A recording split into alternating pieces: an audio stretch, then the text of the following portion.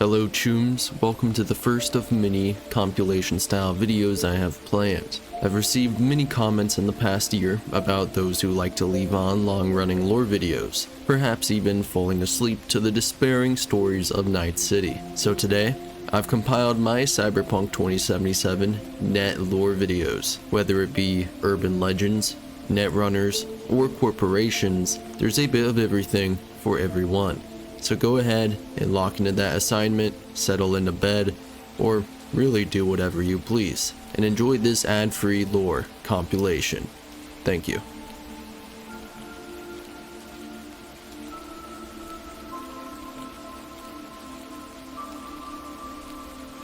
Urban legends and myths are staples in our telling of stories. They tend to enroot themselves in our histories and culture, even to a point in which they become an essential quality of who we are, tending to confirm moral standards, reflect prejudice, make sense of social anxieties, or explain phenomena. For the purpose of this video, it's best to establish what the meaning of these two terms are. An urban legend is a form of modern folklore in which stories told are thought to be true, but are likely untrue or distortions and exaggerations of the truth. A myth is a traditional story, especially one concerning the early history of a people or explaining some natural or social phenomenon, typically involving supernatural beings or events. A simpler definition could be considered in this scenario a widely held but false belief or idea. It only makes sense that the cyberpunk genre, a dystopian setting that tends to use the very real world as its framework and to predict reality, would in some sense mimic or even share many of these concepts and stories. This obviously applies as well to Cyberpunk 2077, created by CD Projekt Red, as well as its predecessors produced by Mike Pondsmith and his company Artalsori Games. I do want to state as well that this video may be named Myths and Urban Legends, but some may blur the line to more of a conspiracy. It's hard to exactly pinpoint each, though in technicality this video is more of a conspiracies, myths, and urban legends of cyberpunk video. A world so enriched in tech makes it extremely susceptible to the spread of urban legends, and moreover, they become much scarier when your brain is hooked up into this vast network. I'm sure you'll find it no surprise that many of these will be interlinked with the net and its netrunners. Furthermore, probably wouldn't be surprised for me to tell you that many of these urban legends have a shared source, Rache Bartmoss. Yeah, the Rache Bartmoss, mastermind behind the data crash, who you presumably find dead in a junkyard. So, without further delay, let's take a deep dive into Cyberpunk 2077's conspiracies, myths, and urban legends. Just to be thorough, I want to start off by explaining a few ideas that are relatively obvious. As a result of Cyberpunk's world being a dystopian prediction of ours, it shares a large portion of our real-life urban legends and myths. I'm sure you'd have an idea if you've read the Cyberpunk version 3 books. Though they're no longer canon, it gives an insight to more of a conspiracy-esque community. Things like vampires and werewolves being locked in an eternal struggle between their factions, ghosts that haunt the real world, Bigfoot, Yetis, etc. Because of Cyberpunk's world branching off in the 20th century, being 5 decades out from now, and also the data crash resulting in a lot of lost information, you just don't see a lot of connection firsthand. But there is a shard that connects the two realities in a famous story titled The Myth of Ur, a tale in Greek mythology about a man who died on a battlefield and returned to life 9 days later, recounting what happened in the afterlife. The net is a gateway to hell, or even hell itself. Discussion on just what the net exactly is has been around since it was initially discovered, created, or whatever you like to call it. Many might look at it as something humanity created. It will only exist as long as our technology is around. Would it be reasonable though to view it as something entirely else, even a different plane of existence? One that overlaps with our known reality, yet is only accessible at the moment through the use of net-running tech? Well, this idea isn't unheard of. Even Rache Bartmoss himself ultimately wanted a way to merge the reality we know with the net he loves. But what if the net is something much more sinister than just an alternate reality overlapping ours? What if it's a realm that can only be correlated as hell itself? This is something that Moral Rock's Maximum Mike speaks over in relation to one of his netrunning friends. In his own words, his friend is no kook, and when she has something to say, it should be heard. He claims that the net itself is hell, and Raish Bartmoss opened the door.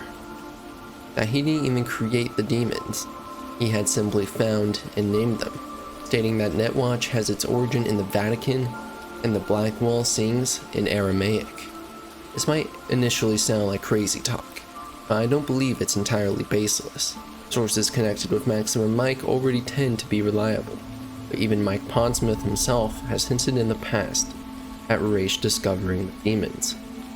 Alongside this, you can hear Gary the Prophet call cyberspace Pandemonium, which translated from Greek means all demons, and is even the name for the capital of hell itself.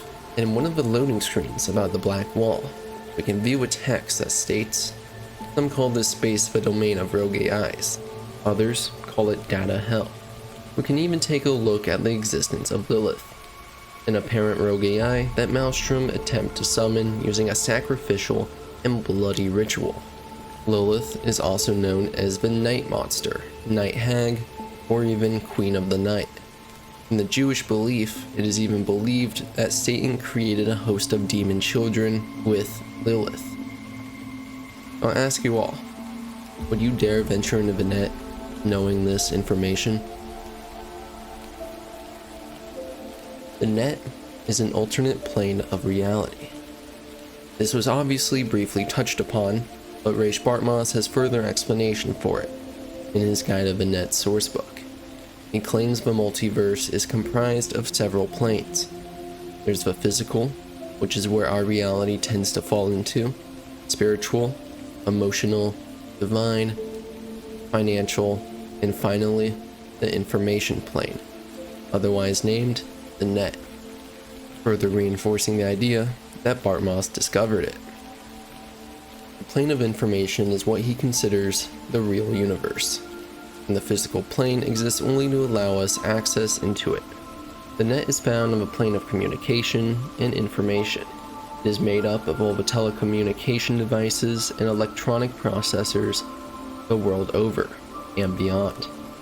Yes, even computer-activated blenders are part of the net, though they make for some boring net runs. What makes these planes even more mysterious are the reality warping consequences of them. Along the net's Rust Belt region, there are spots that seem to be literally rusting, and when these flakes were pried up, the universe reformed to fit what was removed. Maybe it's the plane of reality and its rust creating the Mandela.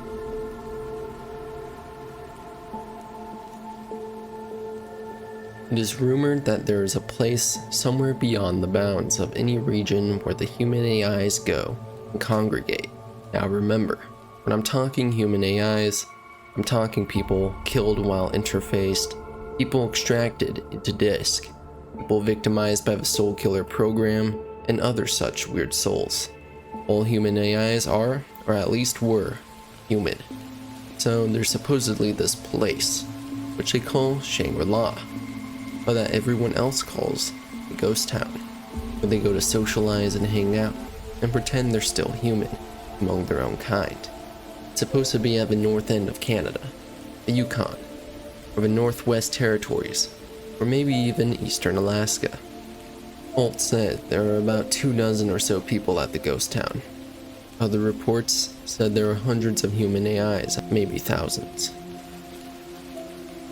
The Blue-Eyed People. Within the Cyberpunk Red sourcebook, you can find an entry that speaks on urban legends of blue-eyed people who are rogue AIs that have taken control of human bodies and are secretly manipulating the highest levels of politics and finance. Bonnie Silverhand himself promotes this idea after Dream On, during which we can see the elusive Mr. Blue Eyes watching over us. Good night. So, thoughts? What would you do? Somehow I doubt it's people who are behind this. Find out. So aliens? Very funny. You're too young to remember this, but not so long ago, people talked about rogue AIs prowling cyberspace. So, not aliens. Doesn't matter who. What matters is that guy decided to take up the gauntlet. My man.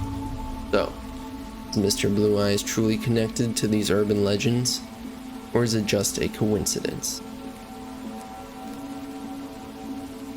The Zen Master. The appearances of a mysterious monk has been spreading throughout Night City. An alleged Zen Master. He appears to only those he wishes to be seen by and disappears at will. Maximum Mike of Morio Radio has been getting contacted on these mysterious events. So people, listen up, I've got a story to share with you. Recently, I've been hearing about this monk that's been walking around Night City streets, healing the sick, but only those he deems worthy. Some of my listeners seem convinced that it's none other than Ra's Bartmoss. Ra's Bartmoss. Yeah, you know, the guy, the chief architect of the net, and later its badass destroyer. The rumor has always been he got taken out by a killsat in the early days of the Fourth Corporate, but no one ever took responsibility for that strike. Is it possible Bartmoss set his creations wild and faked his own death? Did he bring down the net he created because it had turned into another tool the corporations could use to track us and to ultimately completely subjugate us? Think about it. Even Misty within 2077 receives a message from the handle Tinker that details their interactions with this figure. He finds himself in a similar situation with an alleged Zen Master. Nothing seems quite extraordinary about these encounters, beyond the fact that the Zen Master disappears after. So what is this? Mass hysteria? A magical monk? A rogue AI? Or is it just a complete coincidence that these stories coincide? The concept of werewolves is widespread in folklore, urban legends, and more. The majority of people around you would be able to answer exactly what they are. An individual who can shapeshift into a wolf, usually depicted as a mix of wolf and human features. Well, it's no secret that these creatures are claimed to exist within the cyberpunk universe. Let's know what Maximum Mike has to say. So listen up, people. I've got a story to tell you. I heard something recently from a nomad friend of mine. She was telling me about some strange stuff happening out in the Badlands of the East. She said she ran across another nomad patrol. 5 people, all mauled to death by a wild animal.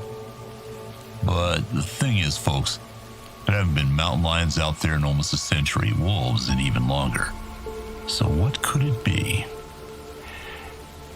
Well, I'm reminded of a story. Story told me by an old merc I used to know. He once took a job that had him fly over to Romania, looking for some corpo's missing brother. Search took him to an old village, and they decided to camp for the night before searching the woods in the morning. That night, they could hear barking, howls in the distance. Even though they knew it had to be wild dogs, the team could barely get any sleep that night. Then, just before dawn, they were attacked by animals. But they weren't dogs. They were werewolves. No, listeners, I haven't lost it. I mean it. They were werewolves. But not the ones of legend and not the ones in old Hollywood flat screen flicks. These bad doggies came out of a lab. See, it turns out that EBM had decided to back some rather unsavory sorts in an attempted coup of the government and offer these gene freaks as part of the deal. Of course, it didn't work. The coup was crushed a few months later and EBM isn't around anymore either. The question remains, where did EBM get their knockoff wolfmen? They never had much of a gene hacking division, so they must have come from some other corp. With the claims by Gary the Prophet about nomads being werewolves, alongside the disturbing human experiments from Biotechnica, would it truly be outside the realm of possibility that these werewolves really are in the Badlands?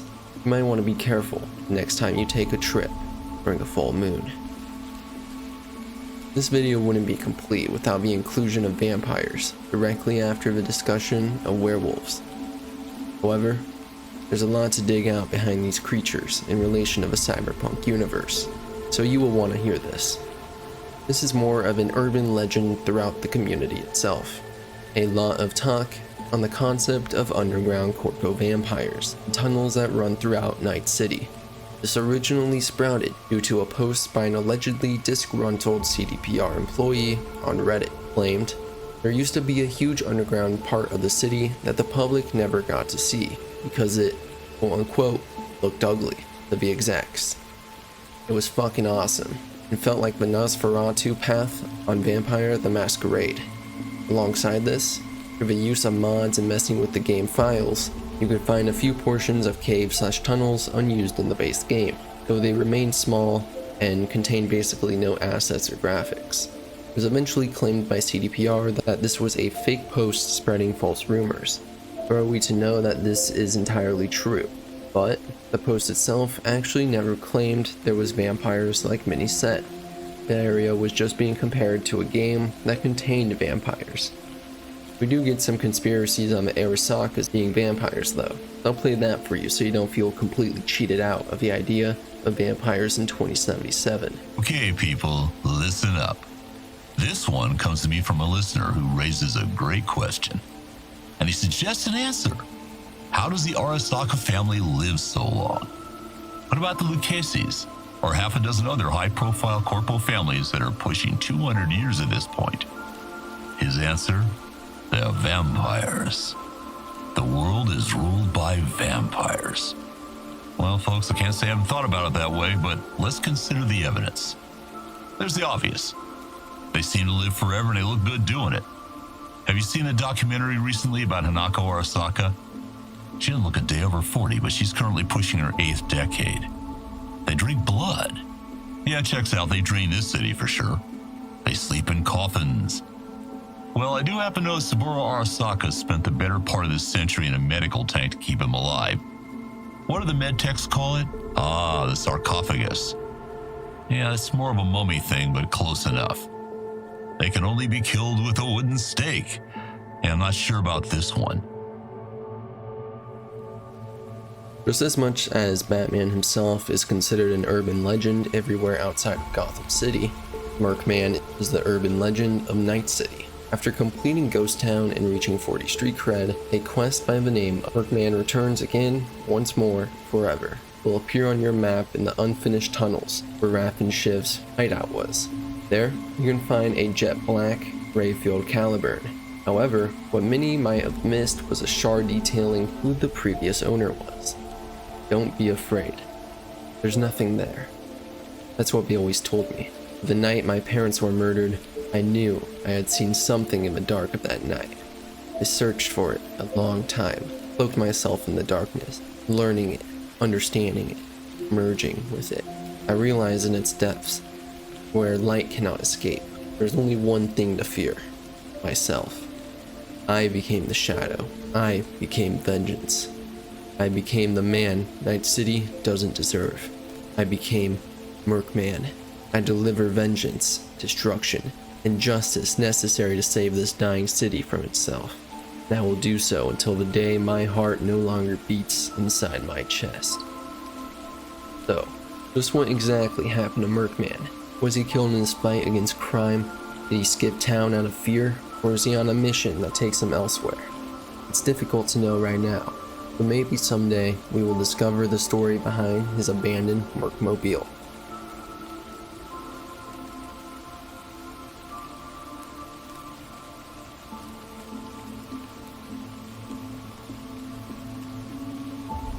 This begins at the origin point of all legends and the visionary of the 21st century, Richard Knight.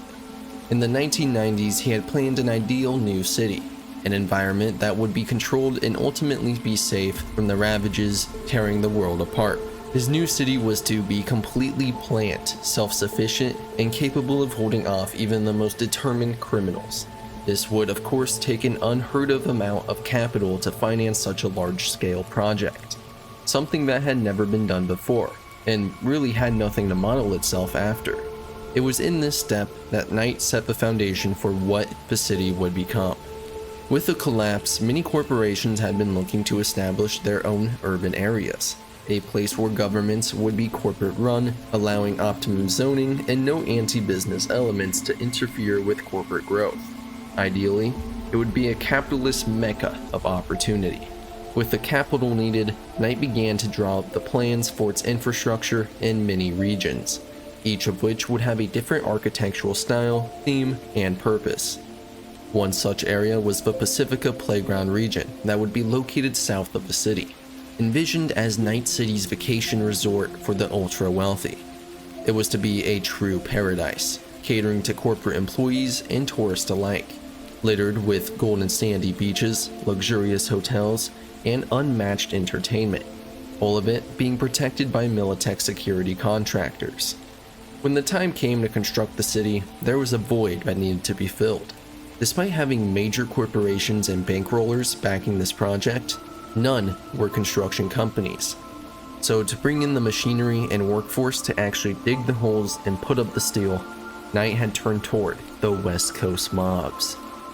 By investing a large amount of money into the partnership, the organized crime mobs hoped that they would not only make a huge return on lucrative construction work, but also have the inside track on future gambling, prostitution, and drug franchises in the new city. Knight's insistence that his new city would be safe and crime-free would lead to daily threats against Knight's life. Eventually, his luck had run out. On September 20th, 1998, he was shot and murdered in his penthouse suite at the top of a newly constructed Parkview Tower. Richard Knight's killer was never apprehended. A downward spiral ensued as corporations and organized crimes carved up the city's resources.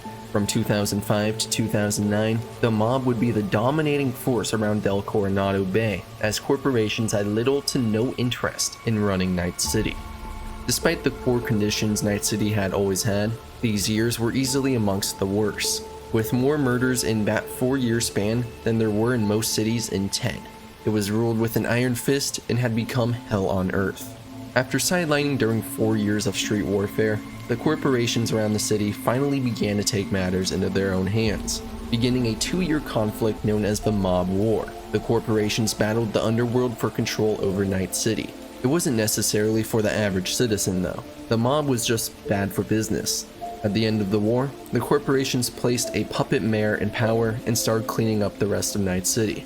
The newly elected city council, faced with the return of chaos in the city, deputized corporate security forces and allowed them full authority within city limits. Soon after, the corporate and city centers were cleaned out and restored to their pristine states. The same was done to other neighborhoods to varying degrees. And now, with the city under complete corporate control, corporations only had each other to rival with. The Pacifica region during this time had managed to avoid being decimated. All things considered, it was one of the most attractive locations in Night City, but Militech had launched plans unknown to anyone else. Taking advantage of their security contract with the city and the planning of Pacifica, Militech had constructed a series of underground sites known as the Cynosure Facility. During this time, which was the height of the pre-data crash net, Militech and Arasaka were locked in a hostile and at times lethal rivalry for technological dominance. In 2013, Arasaka had managed to get an extremely threatening lead. They had succeeded in capturing Alt Cunningham and probing her for the source to the Soulkiller program, managing to make away with a version of it even after Johnny Silverhand raided the Arasaka HQ.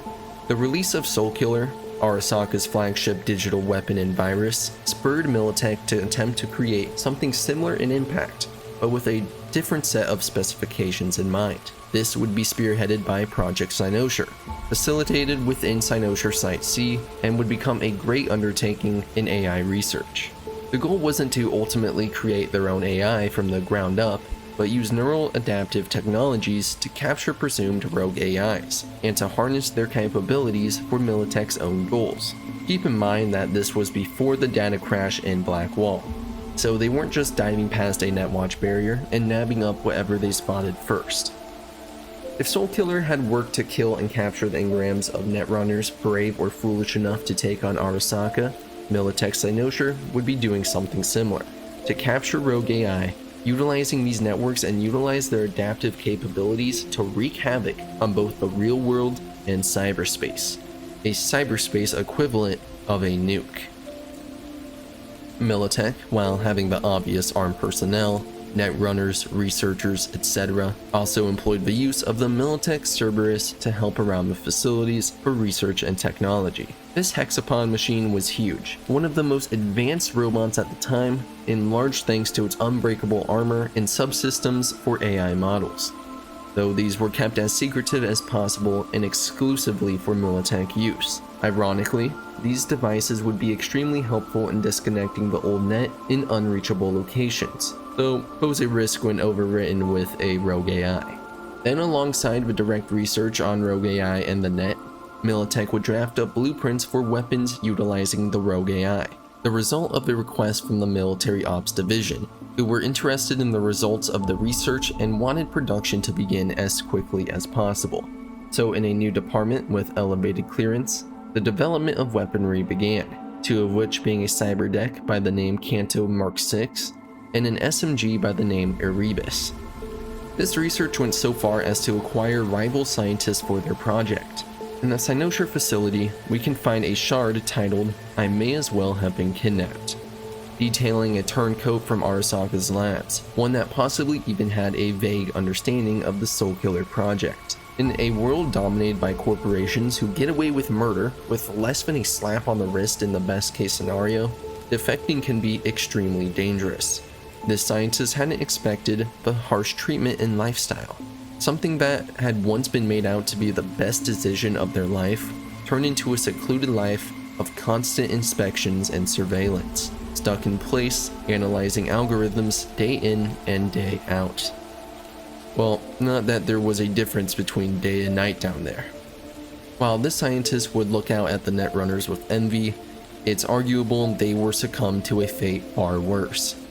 While their initial experiments painted them as celebrities, the soul of the project, there's only so much good that can come from poking around rogue AI you don't understand, ones with home advantage. While the logs we discover in Cynosure are disjointed, being out of order, split between sites, and from different time periods, some organizing leads us to a greater story.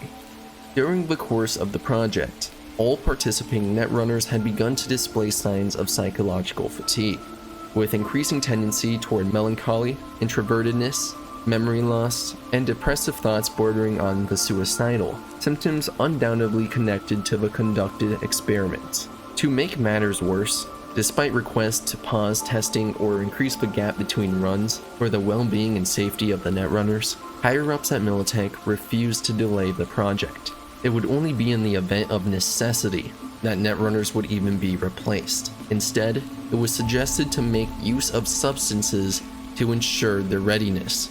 These Netrunners were being drugged to increase their output. The Netrunners worked under extremely dangerous circumstances and with unreasonable goals, being forced to handle upward of 3 rogue AI at once, with a high probability of fatality from simply transporting these AI. When a snared AI was capable of freeing itself from the Netrunner moments before disconnecting, it was capable of attacking by transferring a sudden volume of data into the Netrunner, thereby frying their synapses and resulting in the Netrunner foaming at the mouth and bleeding from their eyes. A painful death at the hands of corporate incompetence and greed to control the rogue AI sooner than later.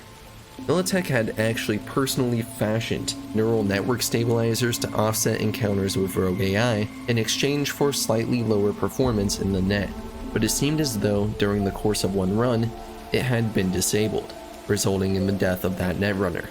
This was presumed to be a failure to follow procedure, but another incident had followed.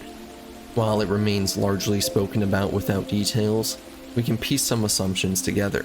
In the shard, Urgent, regarding the recent incident.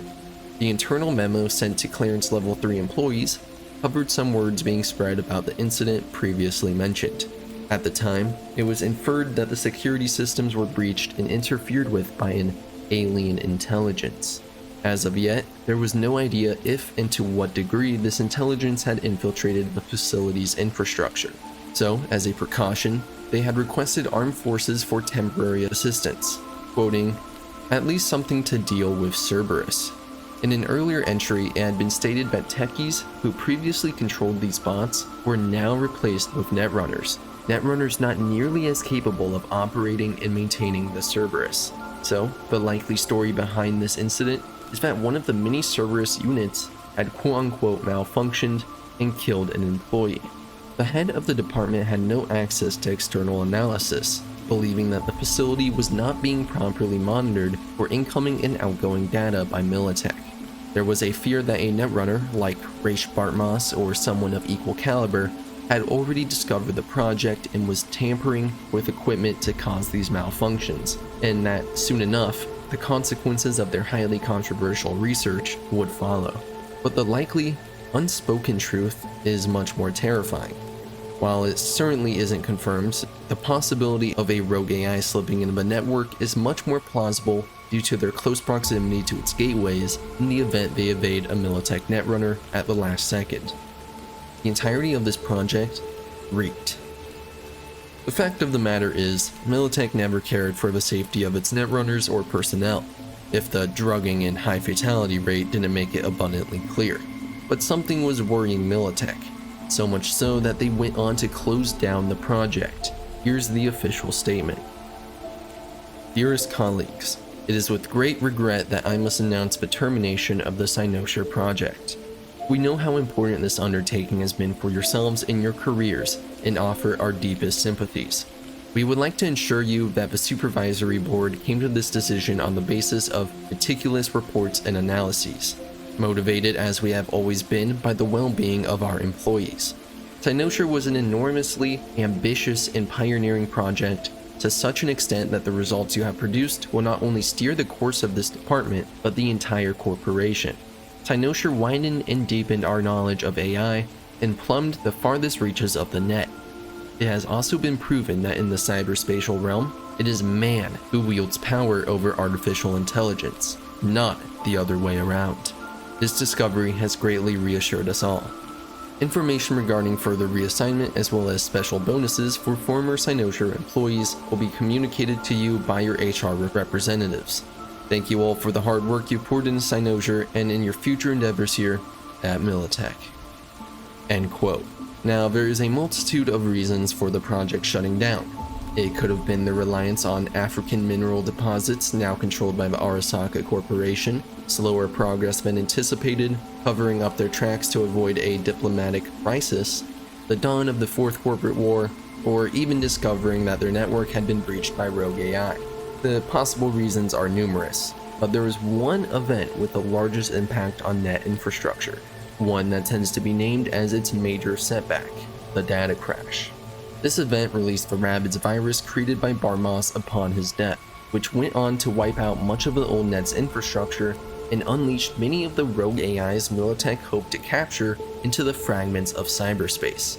During the following years, Militech would have its hands full with the Fourth Corporate War reaching its peak, eventually managing to end it and even kick Arasaka out of the United States for the time being. This era, from August 2023 to the late 2040s, would be known as the Time of Red. By 2045, the Pacifica Resort functioned as intended once again. The Playland by the Sea amusement park continued to flourish, and the district, now largely sponsored by corporations and under massive redevelopment, attracted crowds from San Francisco and other parts of California. In the 2050s, investors funded the Pacifica District further to become a wealthy touristic destination, with yet again, Militech as its major investor. Separate from the main city, this eastern Pacifica would be called Serenisons. In the following years, Pacifica's old buildings were demolished to give space to new ones. During this process, in 2058, a large explosion under a construction site halted the progress in the surrounding area. Investigations were issued, but it was never determined the cause, at least not publicly. The cause had been Militech's extensive network of underground infrastructure, an uncovering of the Cynosure project. Due to this and rumors spreading once again about the project, the Night City Council decided to wall off Serenisons, giving the excuse of a gas leak. And with this time, Militech constructed a large wall around the district. Construction was resumed, and for a time, the new measures were enough to bring investors back. In the mid to late 2060s, Militech began working on a possible reactivation of the program. This was likely a result of what I personally call the Black Wall arms race, a period of time following the construction of the Black Wall in which corps, governments, and even gangs alike all wish to probe the Black Wall and its rogue AI to get a technological advantage above all others. While this breached international law and corporate treaties, not to mention the ethical concerns of rogue AI flooding the net, various affiliations continue to probe the outer reaches of the Black Wall.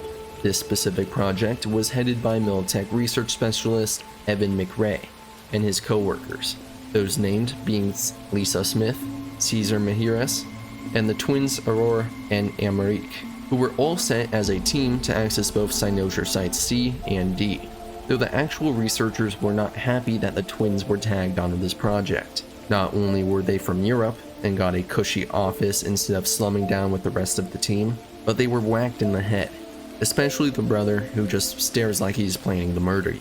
Upon arrival on September 22, 2068, the team sent probes throughout the facility to take readings from the core. Preliminary scans showed that the facility remained inactive and was safe to conduct research and to attempt to uncover any abandoned data. Despite the facility seemingly being untouched since its abandonment, Dr. Evan McRae expressed having an uncanny feeling that something was waiting for them, a presence embedded in its infrastructure, even though scans hadn't detected any signs of life. His hypothesis being if experiments on rogue AIs were conducted there, then maybe, just maybe, their remnants were still there. Inactive, dormant, waiting. But that was just a feeling. McRae went on to create a video log on day 3, and this is what he had to say. Yeah. Okay, it's recording. Senior Research Specialist Evan McRae, this is day 3 of our expedition. We've moved some equipment to the bunker. The old rail system remains largely functional. They might have used it to transport heat exchangers from the lab once upon a time. There is a mountain of old research here. I'll see if we can find a use for any of it. After settling into the facility and confirming their safety, the team established a connection to the old net. Using its very own protocols and algorithms would even enable them to move around cyberspace while avoiding unwanted attention and security measures. Doing this might even allow them to approach the border of the Black Wall undetected and carefully reach beyond it, though of course this had to be done with precision, as to avoid raising the suspicion of Netwatch. McRae's second log came on day 39 and had this to say. Well, Caesar managed to breach one of the data forts. He found fragments of some outdated code. Command controls for a weapon, perhaps? All we need now is an AI to merge its findings. Lisa will probe the Black Wall for any potential gateways. Huh? Oh, right. Day 39. Thanks, Lisa.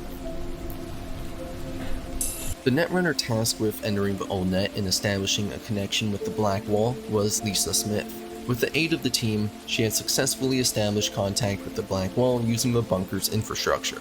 Though upon contact, the Black Wall penetrated security systems and used Lisa's neuro interface to try taking control of the core.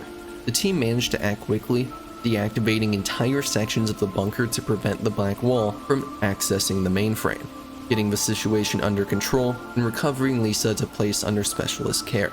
Despite the risk, Dr. McRae urged that the project proceeds, believing this perceived attack was in fact an attempt at establishing communication, wanting to conduct a series of additional, controlled approaches to the Black Wall. It was during this period that Lisa Smith began sending out one-way messages to a doctor of hers named Kathleen McCormack. She recalled after a deep dive into cyberspace, she was whisked away for the usual testing.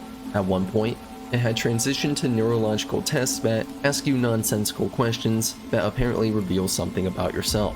Things like, what is the sound of one hand clapping? What do you associate with the smell of freshly roasted coffee? Etc. But it was at that question she hesitated, because she suddenly realized she didn't know. She knew what coffee was, but that's it. The feeling only went on to pass when she had made herself a cup of strong black coffee, but remained a little weirded out. Certainly, it couldn't have been a side effect of her last few dives, right? She had done them for years. But one fact Lisa didn't take into consideration was the nature of said dives. In her second message to Kathleen, she states while being locked in the facility, it all started with a ringing in her ear, like a really faint whine. But within the whine, she started to hear something. It was words. She immediately attributed it to auditory hallucinations. But at night, when she'd try to fall asleep, she'd get the feeling like something was trying to understand her, though she had no idea what.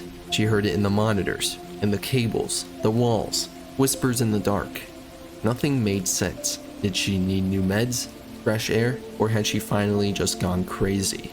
The twins began suggesting to the Militech board that they should start wrapping things up.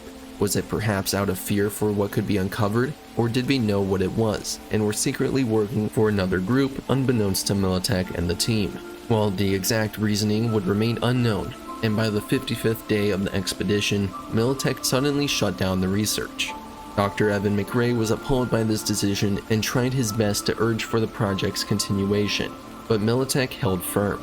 The decision had been made and the team needed to evacuate, stating, "You're not just poking the bear anymore. If we don't bury this underground immediately, we could trigger a crisis that not even your worst nightmares could conjure up."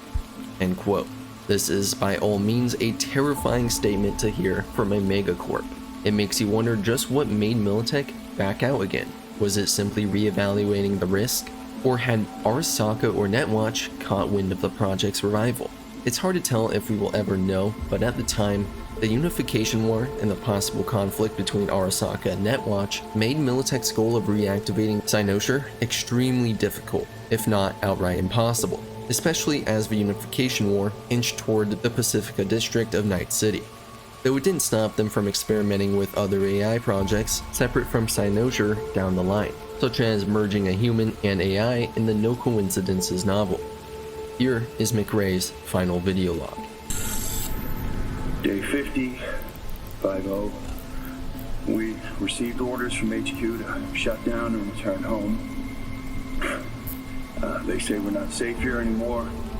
Caesar's packed us. We await Lisa's return. The poor thing's been in the bunker for 2 days.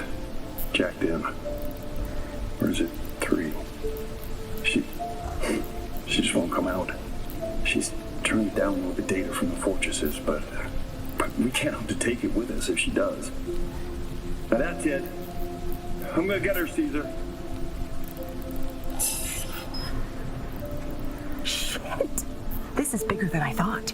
Militech using some rogue AI to augment their old weaponry? This is huge. Yeah, Militech and some secret weapon. Street's been saying it for ages.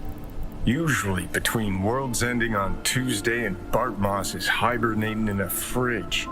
During the Unification War, the NUSA Colonel Kurt Hansen managed to take control of a portion of Night City's Pacifica district. After the war, Hansen defected from the NUSA and ignored his orders to leave the area, showing his disdain for the Arban Accord, a ceasefire signed between the NUSA and free states.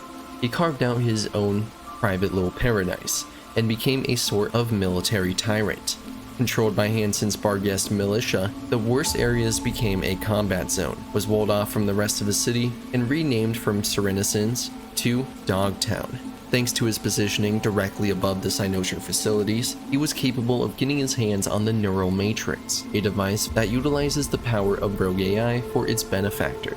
He eventually came into contact with an FIA agent by the name Songbird, who in exchange for betraying President Rosalind Myers would steal the Neural Matrix from Hansen, a device needed to cure her ailments from breaching the Black Wall, and thus sparked the entirety of the Phantom Liberty expansion. If you played, you know what happens in between, eventually ending with betraying or siding with Songbird. While siding with her helps Song get to the moon and cure her ailment, at least presumably, betraying her sends you into a chase that leads to the Cynosure facility, and an encounter with a rogue AI embodying a Cerberus frame. This location is the obvious core in which the majority of information I've been providing is uncovered. But there's one more questline that further expands upon Project Cynosure, titled Shot by Both Sides. A media by the name Bree Whitney stumbled across a story far more serious than the scream sheets she was used to writing. It was a corporate conspiracy, one with a lot of weight, and not surprisingly, she wanted to uncover it all. After all, Corpo data like this earns you stacks of eddies. An archive conversation between her and an Adam Naoki reveals in exchange for the information found in the Cynosure sites, she would be provided cred and a ticket to a new life, courtesy of her employer, Netwatch. During this hunt, Bree Whitney hired V to help her break into Site D, which housed the obvious Cynosure data regarding weaponizing the Black Wall. After accessing the facility through the underground tunnels in Dogtown, the two are confronted by Dante Caruso, a Militech special agent who tracked V from Whitney's apartment. According to Dante, one of the original excavation agents, Caesar, had informed Bree of Site D, but was later assassinated by Netwatch to cover up anything related to Project Cynosure. The outcome can go one of two ways, with Dante or Bree's death. If Bree happens to survive this encounter, she sells all the data to Netwatch, who send an assassin named Carl Adamek to kill Lisa Smith and V. While successful in getting rid of Lisa, Carl doesn't have the same luck with V. On the other hand, if the data was never uncovered, the rest of Evan's team survives, allowing Militech to keep their project under wraps while securing the safety of its researchers. Not that they care too much.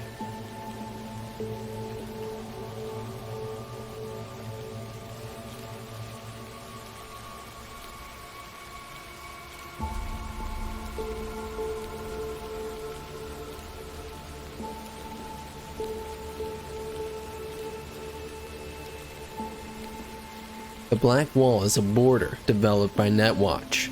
Located within the net, it is tasked with keeping rogue AIs from breaking through into the rest of cyberspace and wreaking havoc.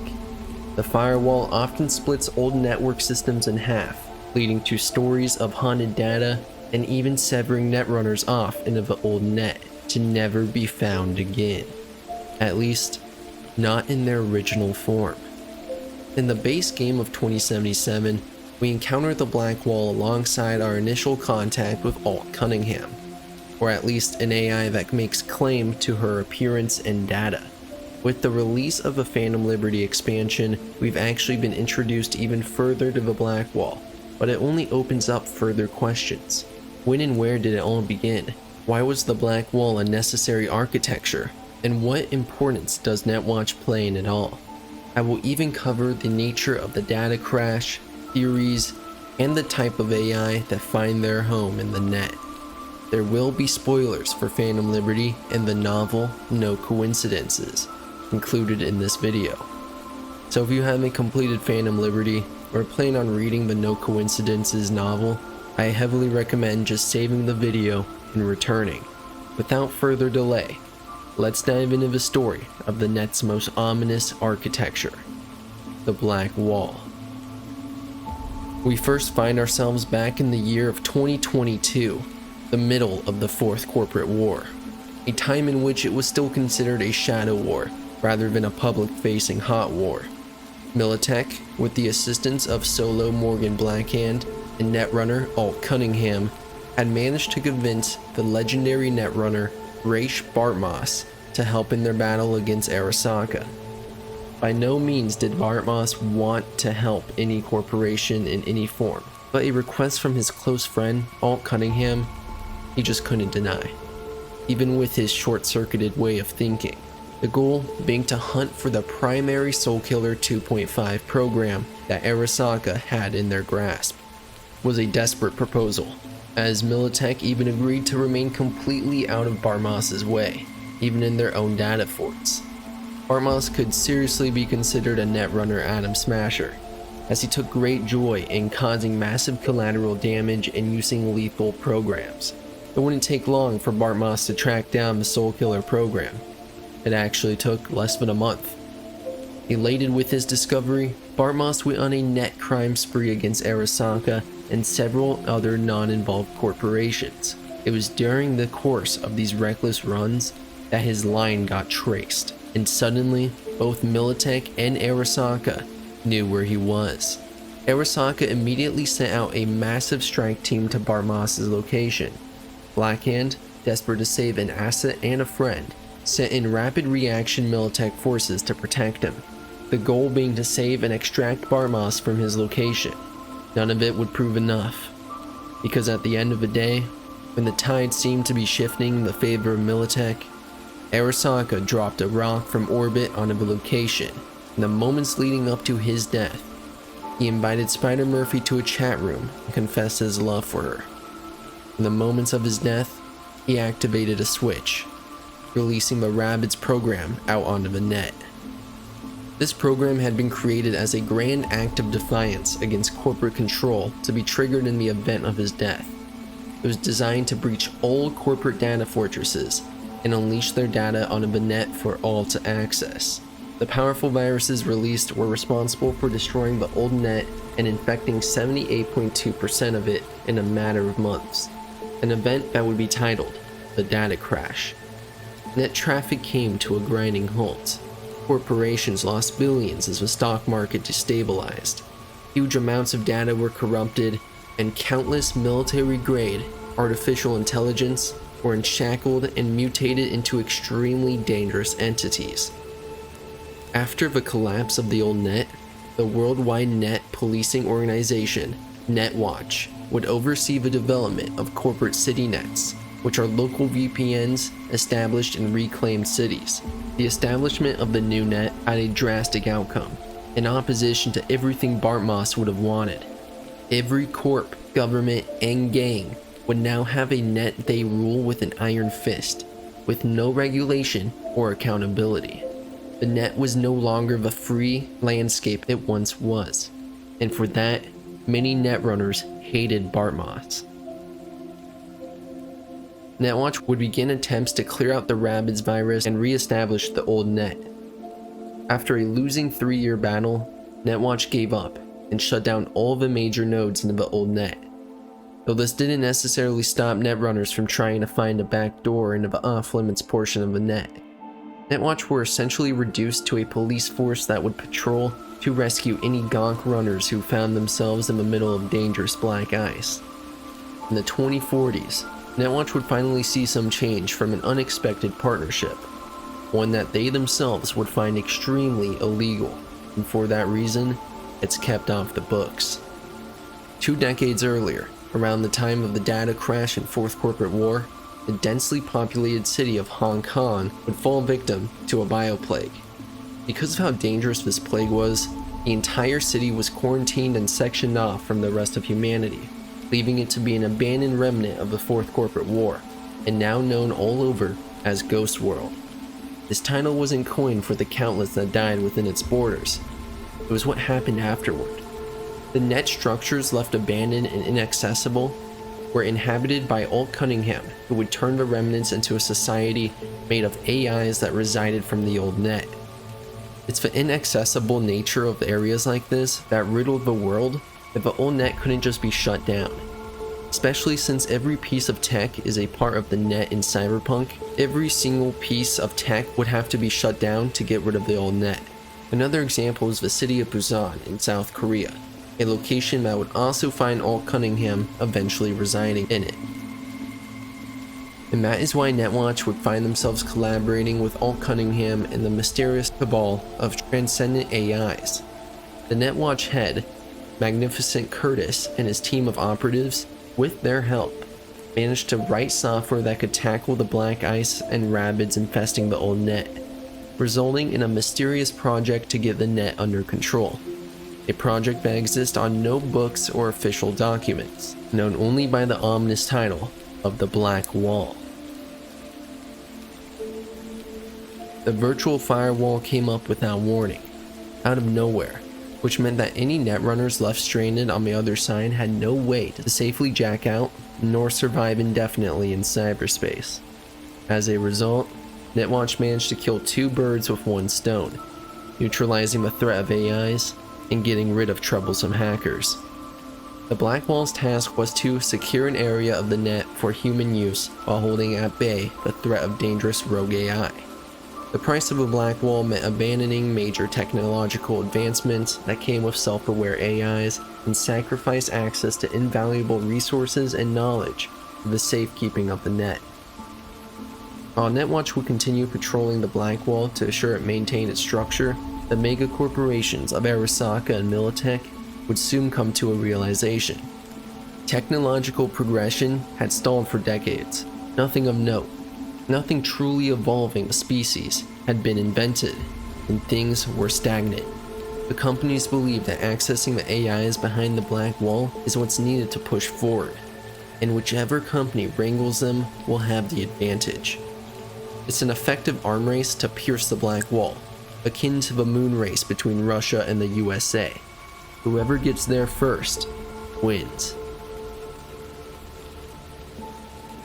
This was when Arasaka began a net-running youth program that disguised itself as an opportunity to prosper. In reality, the children would be moved underground to participate in dives beyond the Black Wall, into the pre-data crash net. Arasaka sent them looking for knowledge that was lost in the 2023 Arasaka HQ bombing. As they dove into the net, they were susceptible to old world demons and rogue AIs. The children were picked off one by one, and it didn't take long until only a handful of them were left. After realizing they had become enslaved by the corporation, the remaining children, including Lucy from the Edge Runner series, used their netrunning skills to overwhelm the Arasaka staff and escape. As the children were shot down one by one, only Lucy managed to survive. The first known instance for Militech was Project Cynosure, or at least the reactivation of it.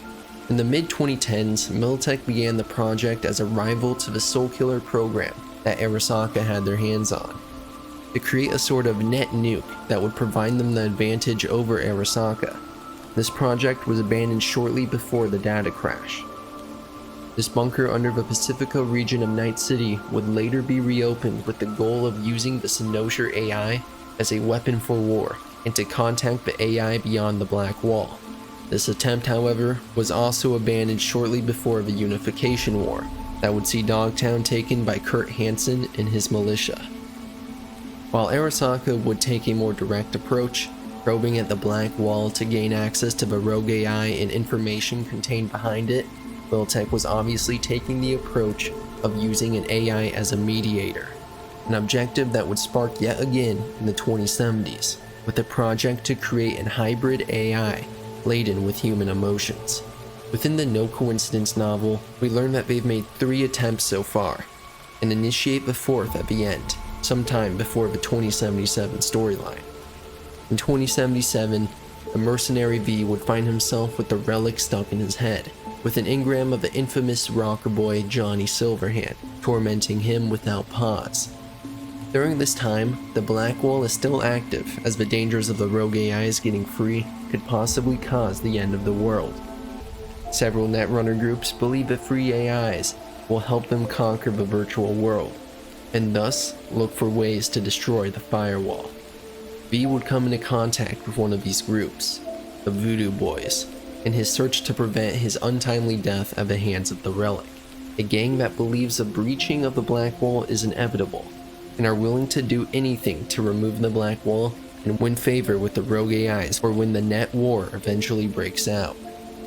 During this questline, we will learn that the Black Wall isn't exactly the Great Border everyone seems to believe it is.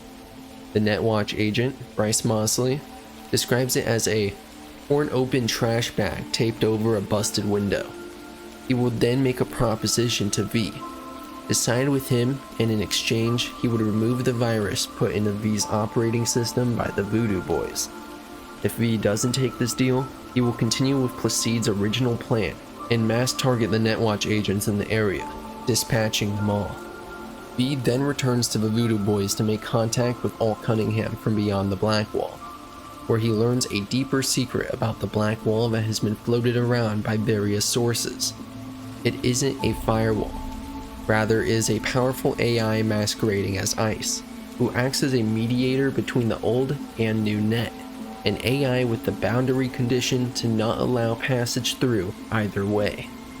One that keeps out any rogue AIs it can identify from the secure net, a job that isn't always successful at. It could even be viewed as a traitor by the AIs beyond the Black Wall. Alongside the less than 100% success rate, there is always a risk that the Black Wall itself goes rogue, which could be a catastrophe for humanity, hence the off-the-books nature of the project.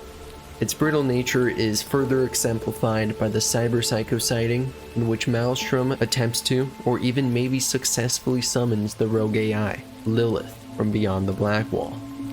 A notion further confirmed by their participation in Project Oracle with Night Corp. Hell, even the taxi driver Delamain was actually purchased from beyond the Blackwall, a fact you can learn from not only dialogue, but messages found in the Delamain HQ during the Don't Lose Your Mind quest. Honestly, a better question at this point is who isn't poking around the Blackwall and attempting to utilize the AI found within. Depending on the actions chosen earlier, the Voodoo Boys can either be wiped out or would have traveled beyond the Blackwall with the aid of Alt Cunningham, disappearing from public view. Alt will then agree with V and the soul-killed Silverhand to save V from the relic if provided access to the Mikoshi database under Arasaka Tower. In between V's encounter with Alt Cunningham and their eventual attack on Arasaka, V chooses to pursue an alternate lead. Contacted by an NUSA netrunner named Songbird, V is tasked with entering Dogtown and saving the President Rosalind Myers, all under the guise that Songbird can cure the ever-worsening relic situation. Despite V saving the President, they remain stuck in Dogtown to now save their new chance at survival, as Songbird finds herself in the hands of the Barghest militia's leader, Kurt Hansen. With the aid of a FIA sleeper agent named Solomon Reed, V tracks down a blind Voodoo Boys netrunner by the name of Slider, who will reveal the secret behind Songbird's unique netrunning power.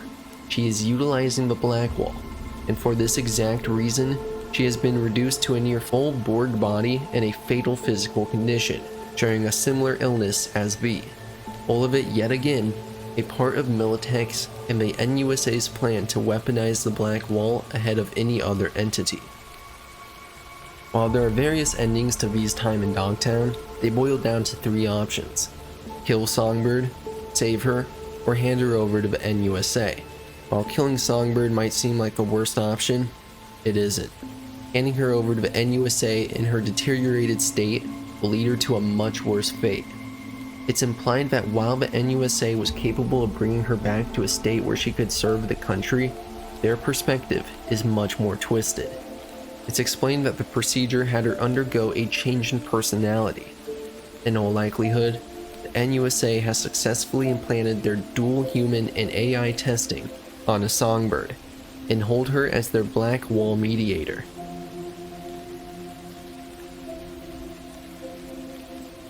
Despite this, not everything is exactly in the NUSA's favor.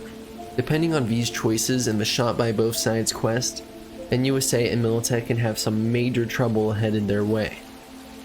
In this quest, V infiltrates a Cynosure facility with the client Bree. With the information in hand, V can choose between siding with the Militech agent Dante or Bree.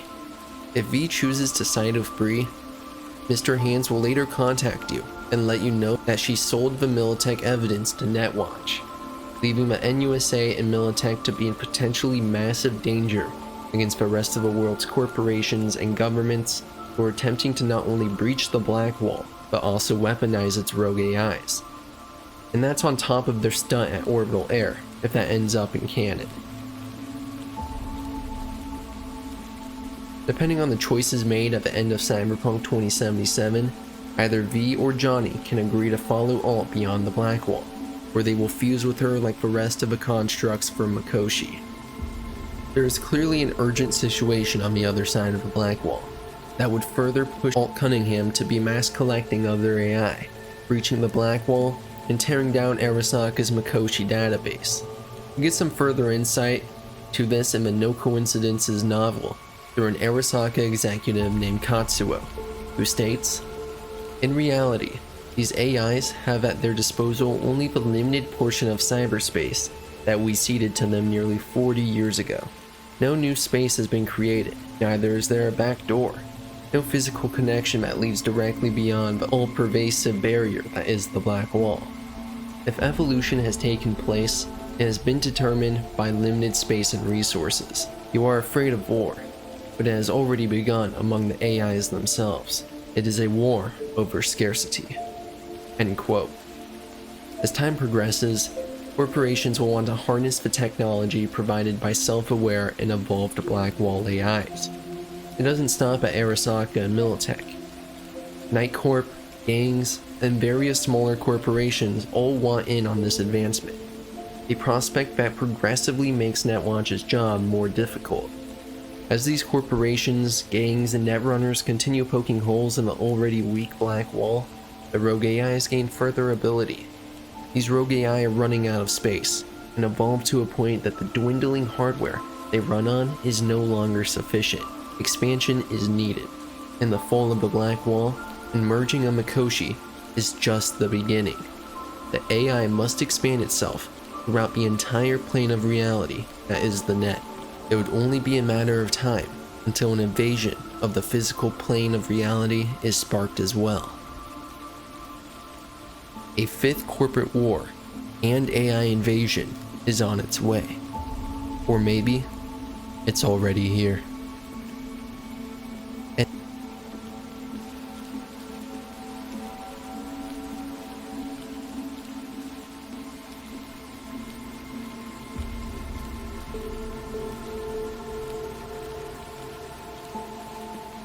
The net and its netrunners are a core component to the cyberpunk universe. So much so that some of our most important story developments in 2077 are the result of its long history. While the landscape of the net has vastly changed over time, there is an area that happens to be feared by any sane netrunner. An area that reaches past the ominous Blackwall constructed by Netwatch after the data crash. The Old Net. Home to an untraceable number of extremely dangerous viruses and AI, violent and non-violent alike. We encounter several of these during our time in Night City, such as Alt Cunningham, a soul-killed pseudo-intellect, Delamain, the taxi cab driver that we discovered was purchased from beyond the Blackwall during the Don't Lose Your Mind quest, and more recently, the Cerberus AI found within the depths of the Cynosure facility. An AI that only provides the slightest hint of the horrors found beyond the Blackwall.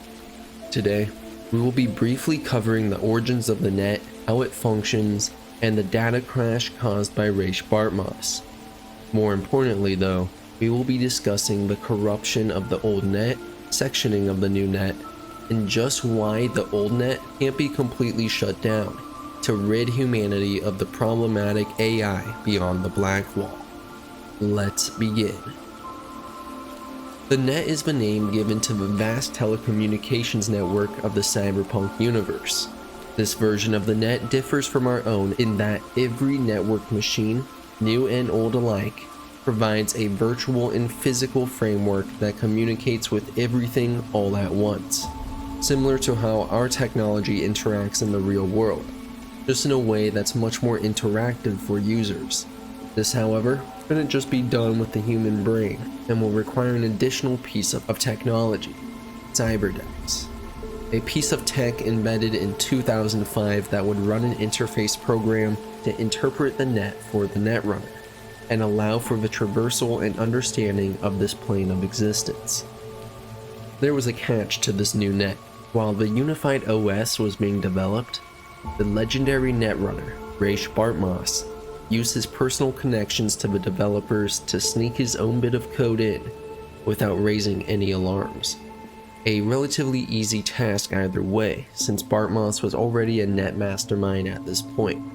He had programmed several backdoors into the protocol that would allow him to make changes that would affect any computer that logged into the new net, which would essentially act as a cheat code to mass target any OS from then on. One of these mini backdoors he created had a dead man's switch attached to it, meaning in the event of his death, this backdoor would be automatically activated. A final act of revenge against all the corporations he despised and viewed as the ultimate oppressors of humanity. Eventually, this time would roll around in the year of 2022. In the middle of the Fourth Corporate War, Bartmoss had been convinced by his close friend Alt Cunningham, the creator of Soulkiller, to help her and Militech locate where Arasaka had been hiding the program. This proved to be a relatively easy task for Bartmoss, and he located Soulkiller 2.5 in less than a month. Arasaka finally had enough of Bartmoss, so in response, they set up a web of netrunners and programs specifically meant to locate him. A task made much easier by his rampant bouts of net crime. During the course of one run, his line got traced, and suddenly both Militech and Arasaka knew where he was. Despite Militech's efforts, Arasaka succeeded in their assassination of Bartmoss. It can be argued that what was released as a result damaged them far beyond their imagination. Bartmoss's kill switch had been activated, and with it, the Rabbids virus was unleashed upon the net. Their purpose was to breach all corporate data fortresses and share their data online for all to see. The roving autonomous Bartmoss interface drones proved to be much more dangerous than originally intended.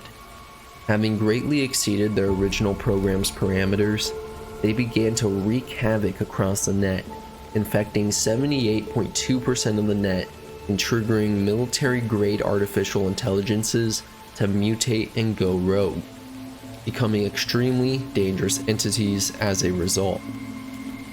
By the end of the war, the net had been reduced to a terrifying wilderness of corrupted data, traps, and rogue AI lurking in wait to destroy anyone desperate enough to venture into cyberspace. It was akin to a hellscape and a breeding ground of demons. One wrong step or look in the wrong direction, and a netrunner would be mauled to death, torn limb by limb, and shredded beyond recognition. Keep in mind that the net could provide you with all your real senses, even amplifying them. That should give you a new perspective to the fearful experience when encountering these programs from the old net. Netwatch launched a campaign to fight against the corruption, but found themselves incapable of negating the data crash, and were overwhelmed by the multiplying hordes of killer Rabbids. With a hopeless outlook, Netwatch was forced to give up. On March 5th, 2023, Netwatch and the IG Overwatch Council activated IGTA Dissolution Prime, propagating a code wave that crashed the IG protocols that allowed cyberdecks and net-capable computers to reach cyberspace. The net, as they knew it, was dead, at least for the time being. After 22 years, Netwatch received the aid of Old Cunningham and Transcendent AIs in writing software that could tackle the black ice and Rabbids that had infested the old net. This project would be unofficial, with completely fabricated files, under the ominous title of the Black Wall. Using the Black Wall, Netwatch had managed to allocate a portion of the net to be used by humanity, while somewhat unreliably keeping rogue AI in the corrupted old net. Because of the increasing threat level of these AIs sheltering in the old net, there's likely a question that's crossed your mind. Why not just shut down the old net, and along with it, all the dangerous AI that have evolved beyond what anything humanity could program? Surely it couldn't be that difficult, seeing as AI are software that require hardware to run on. Just get rid of whatever systems are running the old net and AI. Well, Choom, if only it were that simple. I certainly wish it was. There's a multitude of reasons as to why the net can't just be shut down. So to make sure you have a complete understanding of the old net and why it exists, I will of course be covering every single reason as to why the rogue AI remain in existence beyond the Black Wall. First of which being that this hardware is simply unreachable. The major contributor to this issue happens to be the infamous Fourth Corporate War. Ironically, the time period this data crash took place. Essentially, the stars had aligned to make sure the data crash did as much harm as possible. Arasaka and Militech were causing destruction worldwide, and this didn't just pertain to their own property. Their allies, supply chains, and transportation infrastructure were some of the most involved collateral damage to their rivalry, so a lot of these facilities, towns, and even automated factories were heavily damaged and abandoned, but still maintained power. Meaning that to access these places, they not only need to be rediscovered, but have enough equipment or manpower to get past all the destruction left behind and even possible automated defenses. These also included locations orbiting the Earth that were under full automation and connection to the net. So take all these abandoned Earth and orbital facilities still connected to the net, then add the data crash to the equation. Most of the information stored in the net was corrupted, including connections to orbital facilities, as well as information on where to find all these different networks. It would make it extremely difficult to track down and disconnect every piece of the old net. You might ask, why not just ping the locations using the net? This is a great question with a relatively simple answer. Netwatch can already have difficulty pinging the locations of high-skilled netrunners. So AI evolved way beyond humanity with access to all the same programs as humans, if not more, would be even more difficult to find. They would easily be able to prevent Netwatch from just pinging a location. Now, while this won't apply nearly as much in the time of 2077, there was another important factor to consider. Not only was transportation infrastructure heavily targeted during the Fourth Corporate War, but Chu-2 had become an increasingly rare and expensive commodity during the time of Red. So much so that setting out search parties was an impossibly expensive task for a corporation like Netwatch. So the necessity to actually physically find these servers became even more difficult. There just wasn't enough time or resources in the world to shut down all the old hardware. It certainly doesn't help that during the Fourth Corporate War, the city of Hong Kong fell victim to a bioplague and was sectioned off from the rest of the world. Alt Cunningham then moved into the ruins of Hong Kong and established the Ghost Town, a safe haven for AI that would run on all of the old servers, with the majority of repair work being done by automated drones. Since it's a location victim to a bioplague and no longer having humans, it is a perfect location for the AI, as well as the fact that entering this area would be extremely dangerous. Okay, so you can't physically walk in and disconnect the Ghost Town. So why not just nuke or EMP these locations? This is an obviously extreme response, but the threat of rogue AIs is increasing. So why not? Well, it's just not a surefire way to destroy the entire net infrastructure. In all likelihood, the corporations previously residing in these cities would have built nuclear-resistant underground facilities to assure the safety of their networks, the same way Arasaka or Militech like to do in Night City. Beyond this, the new and old net are one and the same. They are permanently connected, and therefore, suddenly shutting down or destroying a huge portion of the intricately crafted net divided by only the black wall would have unknown consequences, ones that could easily just spell the end of the net itself, and even humanity if rogue AI were to suddenly spill over. Something that the AI are already planning either way. To take down any form of their hardware would be essentially declaring war on the other side. A big reason as to why Netwatch has only ever truly tried to remove access to the old net rather than destroy it. That and the fact that there's invaluable data connected to the old net as well. Information that corporations like Netwatch, Arasaka, and Militech are still attempting to dive and retrieve even in the year of 2077. In Edgerunners, we directly see this with Arasaka's child net running program that would task the team to dive past the black wall in search of any data they could scour. We also see Militech's version of this with Project Cynosure and Phantom Liberty, and the No Coincidences novel in which they attempt to produce an AI with human emotion in order to act as a mediator between the new and old net. We also happen to learn the real situation going on in the old net between AIs. Despite getting hold of Hong Kong and various infrastructures around Earth and outer space, the Arasaka executive Katsuo spills the truth in no coincidences, stating, "In reality, these AIs have at their disposal only the limited portion of cyberspace that we ceded to them nearly 40 years ago. No new space has been created. Neither is there a back door. No physical connection that leads directly beyond the all-pervasive barrier that is the Black Wall. If evolution has taken place, it has been determined by limited space and resources. You are afraid of war, but it has already begun among the AIs themselves. It is a war over scarcity." End quote. The situation humanity and Netwatch have at their hands is extremely fragile. The best option really is to find as much time as possible to prepare for the collapse of the Black Wall and Net.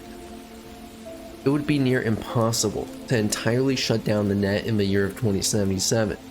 The most they could do is what they previously did in 2023, propagate a code wave to crash the IG protocols that allow cyberdecks and net-capable computers to reach cyberspace, an option unlikely to pass as a result of corporate control. Even with this, rogue AI could still do widespread damage, and it would only really prevent the average person from actually accessing cyberspace. Any cybernetics, infrastructure, and much more would still be at risk of the rogue AI.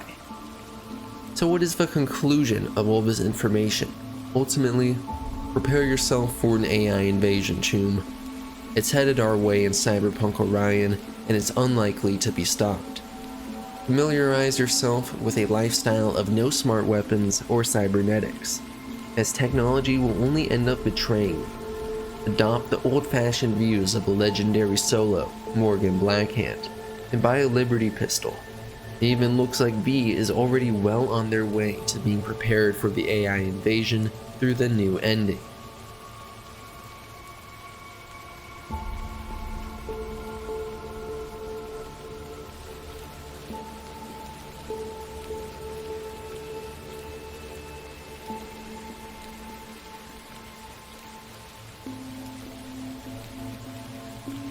It was May 26, 2022.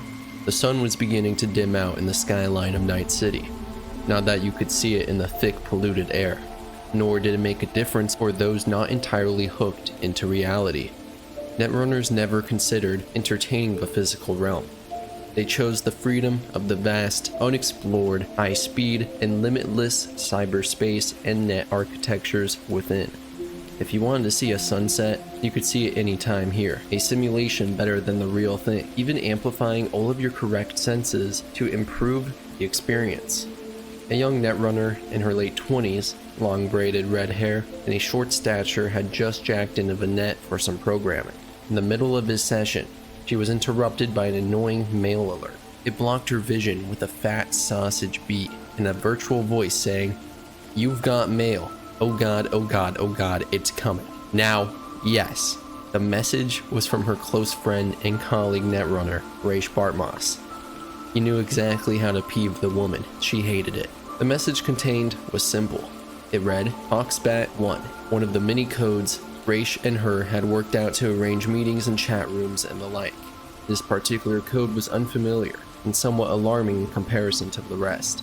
It had never been used before because it was the code, the Holy Mother of God, it's all happening now code. With how Raish's mind works, he hadn't even used this code when he got flatlined and confined to the stasis of the freezer unit. In response, Ryder Murphy urgently rushed to this chat room, crashing in with all her icebreakers and killer utilities loaded. Demons flying point, the works.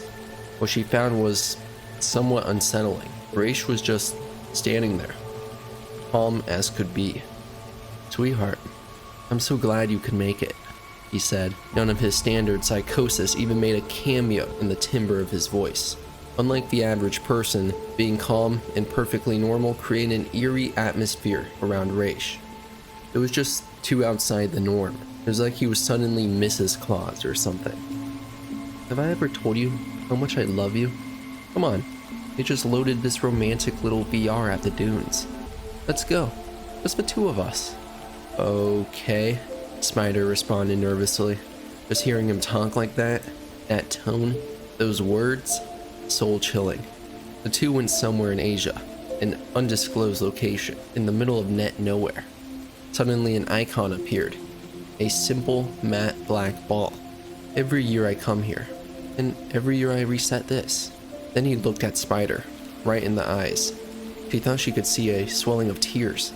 But I'm through, Arabella. A wry smile. My cookie is goosed, I suppose I'd say. I didn't want to do this alone. Someone has to see it. I want you to be here. He paused, took a breath.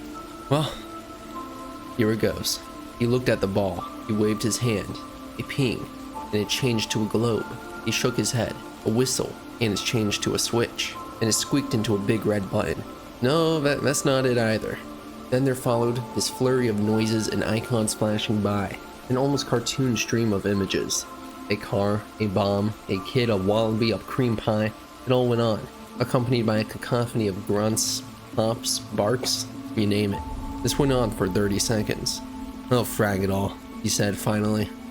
Covering his eyes, he thrust his forefinger at the shifting icon. As it hit, the icon froze. His finger ended up sticking in the nostril of a clown's head. As it pushed in, there was a squawk. He turned and smiled, half relief, half psychosis. He pulled his finger from the happy clown's nose and whimpered. This was at least moderately familiar turf when it comes to Raish. What have you done? Spider inquired.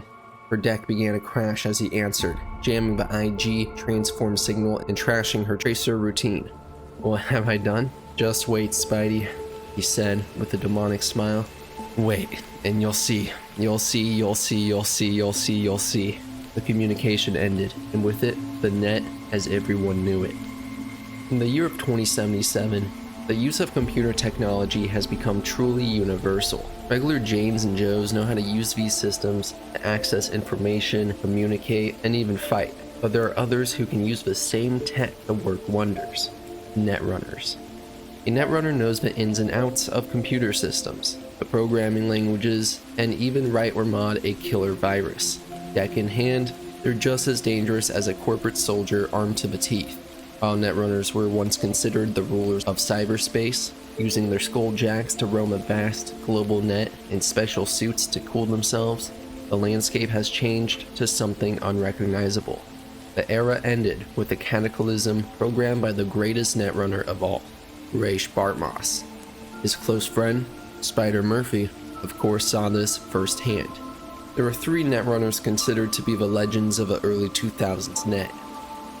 Raish Bartmoss, Spider Murphy, and Alt Cunningham. While there were a few others, these would be the three that are brought up the most often, and easily had the largest effect on the 2000s. All three happened to be a close-knit group that shared their love for the net. While a lot can be learned about Raish Bartmoss and Alt Cunningham from 2077 alone, Spider Murphy isn't entirely the same. She wasn't the mastermind behind the data crash or soul killer, so naturally, she isn't brought up in conversation nearly as much, only appearing in the 2023 flashback and having a few encrypted entries in the spellbook Shark. So, just who is Spider Murphy? Where did she come from? And what did she do to rank amongst the likes of Raish Bartmoss and Alt Cunningham? Today, we will be unraveling the story and truth behind one of Night City's most talented netrunners. This is the legend of Spider Murphy. Spider Murphy was born to the name Arabella in the year of 1995. By the age of 9, she was already beginning to netrun with her first cyber deck, a Hitachi Radio Shack 95. While this piece of hardware was nowhere up to standard, even for its time, it was enough to jump into the fray. So much so that she used it to hack into a Zeta Tech sales office and falsified an order to have them send her a new Heron Line 5750A cyber deck, providing her everything she needed: speed, power, and memory. She was falling in love. At the age of 13, Spider was already comfortable and experienced with high levels of net running. One day, as her drunken father spoke to his bottle, he spilled some information from his work as a corporate puppet. specifically about the infamous netrunner Raish Bartmoss, who Spiner had previously heard of on the street.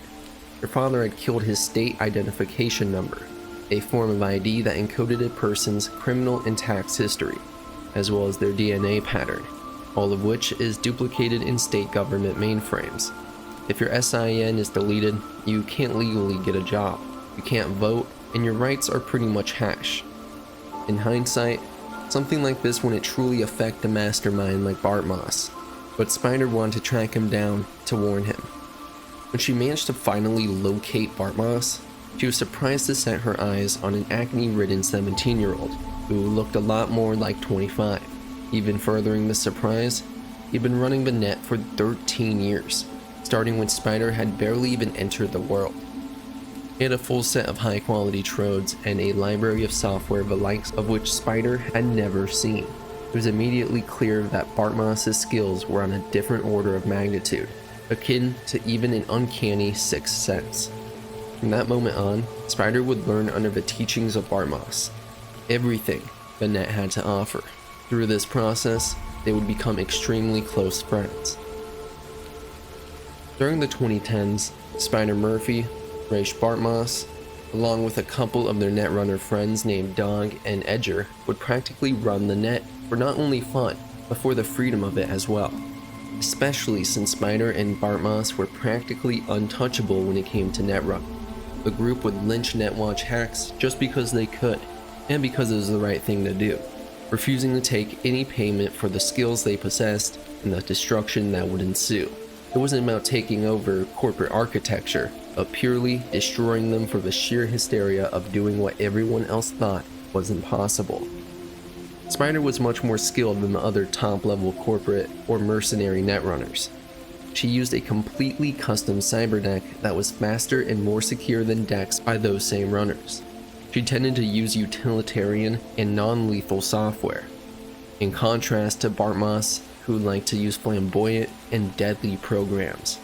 A quirk of Spiner was her fondness of quoting famous and well-known philosophers and public figures, a personality that would be encapsulated by her net icon, a realistic rendition of a well-endowed redhead anime girl wearing tight clothing. It was all these factors, her skills, non-lethal approach, philosophy, and stories that formed a reputation that would be shared with the same reverence as other legends. The chemistry that Spiner had formed with Bartmoss would undergo some pretty massive changes in the year of 2020. She received a notification from Bartmoss, opening up to one of the many predetermined codes for arranged chat meetings between the two, stating, "Thought you might be interested." This was supposed to be a relatively unassuming message by its context, but Spiner would instead be informed of Bartmoss's physical death. His heart had stopped from an unknown cause, but his life support machines, sensing that his heart had stopped, pulled him down to prevent decay. Thanks to him being connected to the net at the time, he was able to continue living within it. During this time, Spiner would help Bartmoss compile his guide of the net and brainware blowout books, both of which becoming a sort of biography as well as complete comprehensive guide for netrunning, including information on net architectures, corporations, software, and even hardware. Bartmoss even decided to release the Succubus 3 program and made it look like Spiner Murphy's net icon as a sort of prank, and she couldn't retaliate against him any longer. After releasing these books and spreading them discreetly across the net, to avoid corporations of infecting them with malicious viruses or getting their hands on valuable information, Militech would request the help of Raish Bartmoss to locate Soulkiller 2.0. While Bartmoss was initially inclined to reject this contract and attack Militech in reprisal, Alt Cunningham managed to convince both Bartmoss and Murphy to hunt for Soulkiller. All three were close friends and took each other's words seriously. The two agreed to aid Alt and Militech. The search would end up being extremely quick, as within a month, the location of Soulkiller was discovered. During a programming session in 2022, sometime after the fact, Spiner Murphy suddenly received an alert from Bartmoss, categorized as FoxBat-1 code, the highest of the predetermined codes between the two. one that had never been used before. She was invited to a chat room that she would hurry to with anxiety surging through her. She was welcomed by an uncharacteristically calm Bartmoss, a Bartmoss void of psychosis.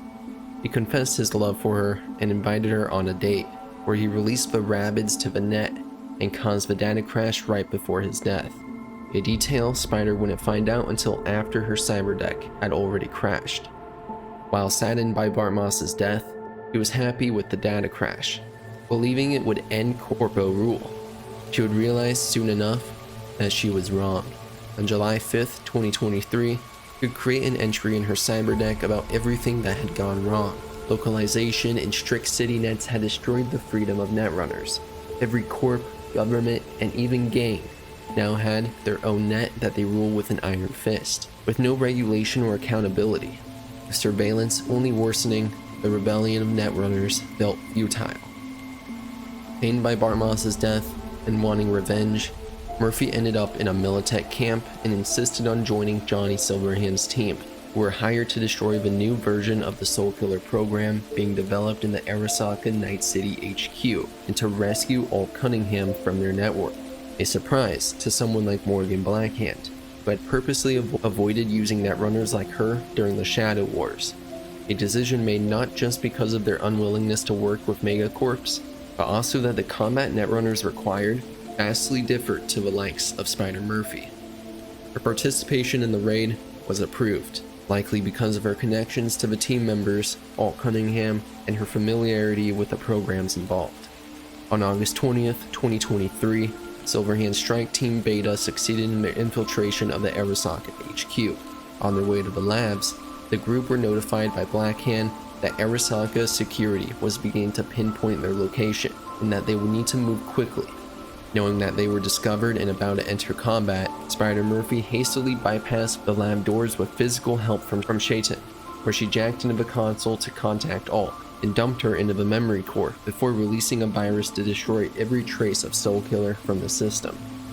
Before leaving, she downloaded critical info of the higher-ups of Arasaka and those who wrote the program, and received a piece of the Soulkiller from Alt to use if needed. Just when Silverhand's team was prepping for evacuation from the labs, Atom Smasher and 2 squads of Arasaka troopers cut their way in. With very little time to react, Spider would scatter Alt's icons into the net tagged by markers, with the hopes of retrieving her at some point in the future. An emergency action in the case of her data suitcase being destroyed, or worse, being killed or captured. As she exited the net and prepared to enter the fight, she could feel the weight of her flechette pistol, an unexpected comfort for the netrunner. In the middle of combat, Johnny's voice rings out, not in song, but in challenge. Johnny was challenging Atom Smasher in plain sight, a Militech SMG in one hand, the Malorian in the other. Atom turns, but hesitates, astonished at the audacity of the rocker boy, challenging him with weapons that won't even crease his cyborg armor.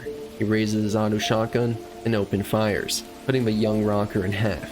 Johnny spins and falls to the ground, a surprised look on his face, the Malorian still smoking in his fist. The full Borg Shaitan took this opportunity to emerge from the wall behind Atom and begin grappling with him. Seeing an opening, Rogue and Spider react as one. Both are running and gunning, breaking down Arasaka troopers. While Rogue is accustomed to this lifestyle as a solo, Spider is clearly not, trying to drown out her thoughts by telling herself repeatedly that this reality was just a VSIM, a game she was partaking in. In the middle of this desperate escape, Spider reaches inside her jacket, pulling out a data slug Alt Cunningham downloaded to her so long ago. She whispered, "Sorry, Johnny," as she rams it home into the back of the dying rocker's skull. Then she turns, reaches out for the data suitcase, and realizes that it has too been savaged by the gunfire, completely wrecked. 2 friends down in as many minutes. He quietly wishes Alt good luck and parts ways with the rocker, whose head still contains the data chip she had inserted, one that would create his engram on that very spot moments from his final breath. But at least Johnny will be avenged. Spider thinks that she and Rogue dragged the wounded Thompson to the elevator. He softly touches the remaining data chips in her pocket. So will Raish. After reaching the rooftop, the team awaited AV extraction with Blackhand's crew. Just as AV arrived, Adam Smasher did as well on the rooftop, in a new Dai-Oni conversion, waving Shaitan's biopod in his hand, taunting Blackhand for a duel. A long-lasting rivalry between the two would need to be settled now, with Shaitan's life as the bid. Blackhand jumped off the AV, ensuring its departure, before engaging Smasher with unknown results as a nuclear device activated in the lower floors of the HQ. An unexpected outcome to everyone on the AV. 22 hours after the fall of the towers, Kai Arasaka awoke with a start. He was aboard the Sea Viper, that's engines were no longer audible. They were turned off, but why? Kai had given no orders, but it couldn't be possible that they had already arrived at the rendezvous so soon. He called out to his bodyguards, with only silence in response. He slid his hand into the secret panel in the bulkhead above and withdrew his pistol. As he opened the door, Kai laid eyes on his guards, slumped in the alcove. He checked their pulses and discovered they were alive. No sign of a struggle, a smell of ozone. Some sort of taser or EMP pulse must have knocked the two out. As Kai traversed the Sea Viper, everyone was either missing or slumped over at their station, yet not a single person showed a sign of the fight. It's as if they had all simultaneously fell unconscious. He finally arrived to the forecastle, discovering the tea ceremony room was ominously lit up. Still gripping his pistol, he slid open the door. A soft amber glow illuminated a low table, on which are set a massive handgun, some kind of computer gear, and a dozen caseless rounds. On the far side is a young, somewhat pretty woman dressed in a kimono. Her face seems unaccustomed to the grim look on it. His memories flash before him, attempting to form an association. Kai raised his pistol. Spider Murphy, an unexpected pleasure. You are, however, uninvited. I invited myself. Kai scoffed in response. And I believe I have the power to enforce my will. He waved his gun to make it clear what he meant. You need bullets to use that, if I remember correctly. But I could be wrong. After all, I'm just a data thief. Her lips form a smirk. Kai stares in disbelief at the rounds on the table. Dumbfounded, he pops the magazine of his handgun open to find it empty. Mine, of course, is loaded. Your people are fine. Some will need medical attention. It's amazing what you can do with less than lethal technology these days. And a few talented friends. Kai sees two figures step out from behind a painted screen. One an Alpha Borg he doesn't recognize. The other, a woman whose demeanor says solo. While they do not brandish their weapons, their presence ends his plan to rush the girl. So, now what? Now, Spider says as she picks up a bottle up from beside her, you are going to share some sake with me, and then I am going to plug you into this little box, and when I do, a soul killer system will wipe your mind and place it in a prison Raish set up a long time ago. It was intended for your father, but I don't think Raish would disapprove of your occupancy. I see. And if I choose not to, you have no choice. You have lost everything your father built. Your nation has turned its back on you. You have dishonored yourself and your family. It has all turned to ash. You must make amends. Spider pours the sake with a steady hand. He passes a cup over to Kai, who takes it with a steady hand. He nods to the computer link and the cable that is coiled next to it. You would have me execute myself? I could force you. I have no wish to. It is inevitable. It is the only honorable thing for you to do. Think of it as seppuku. You are a samurai, are you not? Her words are honed blades, slicing away the shield he had built in his mind. His attempt to deny his failure, the utter totality of his clan's collapse, his part in all of it as first son, his karma. As ruthless as he is still a samurai. You are not my first choice of a kaishakunin, but... he says. Spider nods. He nods back, and solemnly jacks in. As the soul killer rushes upon him, he speaks through the interface. The ocean waves swell, stare into Death's eyes, laughing. The seagulls cry above. Spider watches as the twitching subsides and then ceases. 5 long minutes later, he kneels by him, checking the pulse of her victim. She shakes her head and mentally sends a brief flurry of commands. The interlink on the table begins to smoke as the last Soulkiller system dies thousands of miles away in a fiery blast. She stands, walks out on the deck with the Rogue and Shaitan beside her, and stares out into the night sky, bidding Silverhand, Blackhand, and Bartmoss farewell. She stared in silence, struggling with a feeling of emptiness inside. While the Fourth Corporate War would go on to end in Militech's favor, thanks to the efforts of Strike Team Beta and Spider Murphy, Spider would suddenly disappear. We can still piece together information to get an idea of where she has been since the assassination of Kai Arasaka. Remember that Spider had spread Alt Cunningham's icons across the net for later retrieval, so it was extremely likely that she followed up her mission with hunting down the pieces of Alt in order to string them back together and create Alt once again. Looking at the Cyberpunk Red sourcebook, this theory begins to make a lot more sense. The Black Dog story contained within details the adventure of a mercenary group transporting what is heavily hinted to be Johnny Silverhand's preserved corpse, one that had been preserved in gram and all since the 2023 raid by Samantha Stevens, a full Borg firefighter and mega fan of the Rocker Boy. The reason for the body's transportation was to reach a friend by the name of Angel, another presumed fan of the Rocker Boy. This love seemed different though, more romantic even, as she softly exclaimed, "Hello, my love," upon opening the hidden Cairo chamber within. She even had access to an unreleased samurai song, and in her official artwork shares a shocking resemblance to Alt Cunningham. Well, you might ask, how would Alt suddenly be back in her body after being trapped in the net for so long? Well, there's two possibilities. One being that her body, that held a fate pulse after the 2013 rescue, was kept alive after all that time, or secondly, her personality is now contained within a cloned body of hers. This stops sounding like a crazy conspiracy when you take a second to review the facts. Biotechnica up to this point in time had for the most part perfected human cloning. Not only this, but Arasaka had got their hands on their prized clone by the name Adriana, extracting all the files to recreate a cloning facility and replicate the experiments from her head thanks to their skilled netrunners, all of which happened in the Land of the Free adventure book. Following this up, players of the Firestorm Shockwave adventure can find a cloning facility within the Night City Arasaka HQ that also contains samples labeled for Alt Cunningham. And if all of this lore information I'm tossing at you isn't convincing enough, the now retconned Cyber Generation sourcebook already featured a complete story about not only Alt Cunningham being cloned, but also Johnny Silverhand. While the counter-argument can be made that Alt Cunningham is still in the net by 2077, I would argue otherwise. It's a possibility that Spider Murphy had failed to locate every piece of Alt Cunningham's icons, meaning that one piece could have been absorbed by a rogue AI, seeing as the AI actually states that it isn't Alt Cunningham, rather, it's just using the image of her.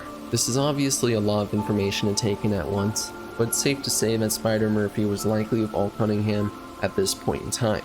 While also not confirmed, we can find two entries that allude to Spider in Cyberpunk Red, the first of which is a solo by the name Dylan Murphy, a soft-spoken, middle-aged solo who built a solid reputation on the street for a cool head and a fast 44. Rumor has it, he married a pretty redhead and settled down to raise a horde of children. The last name and red-haired wife could be a reference to him actually being married to Spider Murphy. This information isn't entirely convincing to me, but it remains a possibility. The second is an entry on a netrunner known as Recluse, a hermetic netrunner living in the heart of the Combat Zone's old Japantown district. He only speaks with clients who can shell out big-time cash, never meets anyone in person. Recluse prefers to meet clients in the lobby of her net architecture, where she appears in the form of her icon, a tremendous brown recluse spider with an icy voice. In my opinion, Recluse could either be Spider Murphy, an impersonator, or even a student of hers. It's difficult to make a conclusive statement when we have very little information to go off of. This is of course how Cyberpunk tends to be, so that game masters have more freedom.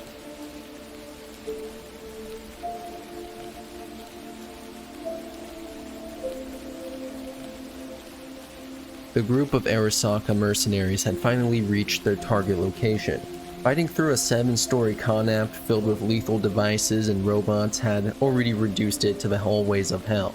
a hallway of hell that, oddly enough, had the body of Marge Simpson lying in it, covered with fresh-baked pie. Yeah, long story. One complicated even further by the horde of corporate zombies that rushed past the room the moment they entered. The room was exactly what you would expect of a highly wanted netrunner. The guy was holed up in a cramped space, one packed with gear, a generator, wires and cabling everywhere, a few personal robots scurrying around, and no furniture in the normal sense of the word. Before even taking in the surroundings to its fullest extent, several automated weapon systems begin lining up. The mercenaries open fire, stray bullets ricocheting across the room, grazing each combatant and dispatching the defenses, all the while making a mess of what was already a difficult to navigate room. The moment all the defenses were cleared, they got to work. There wasn't a moment to spare in their schedule. The netrunner had to be found, and quick. With the help of the group techie, everything was narrowed down to a single fridge. Readying their weapons, the group opened the door. The interior was not separated into normal refrigerator and freezer segments. Rather, it was one compartment full of ice and wires, with a body lying within. The mercenaries hesitated to shoot, not because their orders were unclear by any means. It was fear. Fear of the inhumanely wide grin on their target's face. One of not only pain, but pleasure. It was this moment of hesitation that allowed their objective to be completed on its own. The iced body, still curled in the fetal position, slid out of the fridge onto the floor, completely devoid of life, yet maintaining that rictus grin. Suddenly, a set of red flags whip up next to the fridge and start waving maniacally. An old-fashioned bell by the door starts ringing loudly, and a red light flashes over a printer that's next to the bell. The printer spits out 3 pieces of paper as strains of Beethoven's Ode to Joy starts booming from the stereos throughout the con act.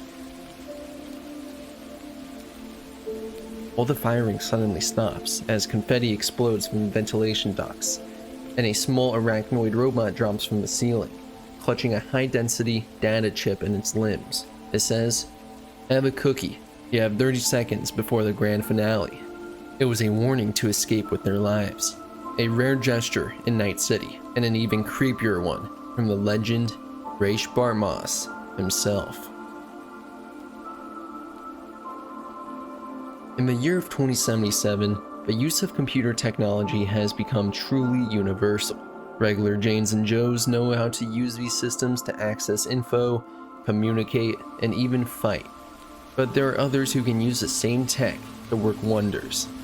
Netrunners. A netrunner knows the ins and outs of computer systems, the programming languages, and even write or mod a killer virus. Deck in hand, they're just as dangerous as a corporate soldier armed to the teeth. While netrunners were once considered the rulers of cyberspace, using their skulljacks to roam a vast global net and special suits to cool themselves, the landscape has changed to something unrecognizable. The era ended with the cataclysm known as the Data Crash, an event entirely orchestrated by the greatest netrunner of all time, Ra's Bartmoss. A genius plagued by what most would claim is schizophrenia. The guy was always talking about aliens, conspiracies, and the gateway to hell in the net. If they made a show about him, it would basically be Mr. Robot. Bartmoss was already a living legend of the early 2020s, but the data crash cemented him further into the history of not only Night City, but the world.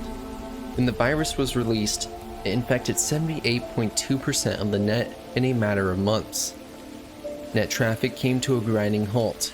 Corporations lost billions as the stock market destabilized, and countless military-grade AI were unshackled and mutated into extremely dangerous entities.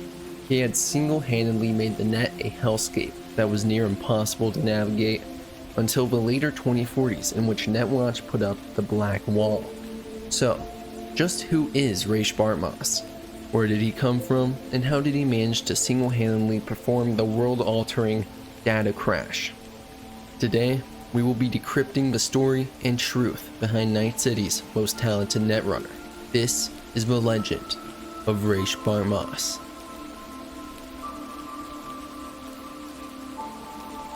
Ra's was born in the year 1992, and it wouldn't be long before he kicked off his netrunning career. You might expect a genius to start around the age of 9 like Spider Murphy did, but you might want to deplete yourself of any and all expectations. They will only hurt you in the long run while we're talking about Bartmoss. He began net running at the age of 4 years old. At such a young age, most would still be talking to their imaginary friends. Well, he probably was. Not because he was 4, but because he did it in adulthood as well. But because he was so inexperienced, he made the mistake of using his real name, not knowing the risks. But by the time he realized it was a stupid move, or any consequences could have followed, it was already good enough that it didn't matter. It was like Bartmoss had a sixth sense for net running. In his early teen years, Bartmoss even tried to go legit in writing software. He worked with some of the best companies, always using his real name. The companies really did this under the assumption that he wouldn't run against their own systems. Ra's had always promised with a full intent not to double-cross his employers or go snooping around their closets. Yet, his promise only ever lasted about 2 weeks. It would become glaringly obvious that serious breaches of security would occur wherever he worked about 1 month after he signed on. Another 2 months, and the Corp would finally figure out he was imploding their systems in the name of justice, and he'd have to disappear. He always knew when he'd been found out, and made a grand escape in good time. To set a specific example, he once worked for a year at a smaller firm, CCI Development. For what it's worth, they didn't even have any skeletons in the closet. So things worked fine and the company came out with some innovative new products, including the Demon series and a powerful new database system.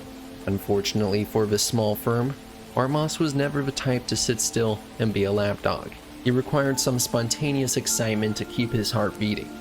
So, he dropped a few surprises into the database code, including a full-blown quote-unquote political movie.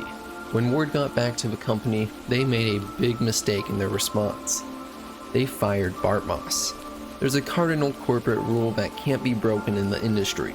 Never fire someone who knows your system and has the talent to use that knowledge. Kill them instead. Within a week, their entire computer system had fried its own brains, and the company went belly up. Bartmoss took this opportunity to sell the source code to the Demon programs to several software houses simultaneously and had enough money that he would never have to work again. Of course, each publisher thought they were getting exclusive rights, so they all ended up wanting his scalp. They just didn't understand that Ra's didn't believe in exclusive rights. When Bartmoss turned 17, he had been running the net for 13 years and had a full set of high-quality trodes and a library of software that the likes of which no one else had ever seen. It was around this time that a young Spider Murphy would track down Bartmoss, also warn him that her corporate puppet of a father had killed his SIN, a state identification number given to every voting citizen in the US. This ID encoded a person's criminal attacks history, as well as their DNA pattern, all of which is duplicated in state government mainframes.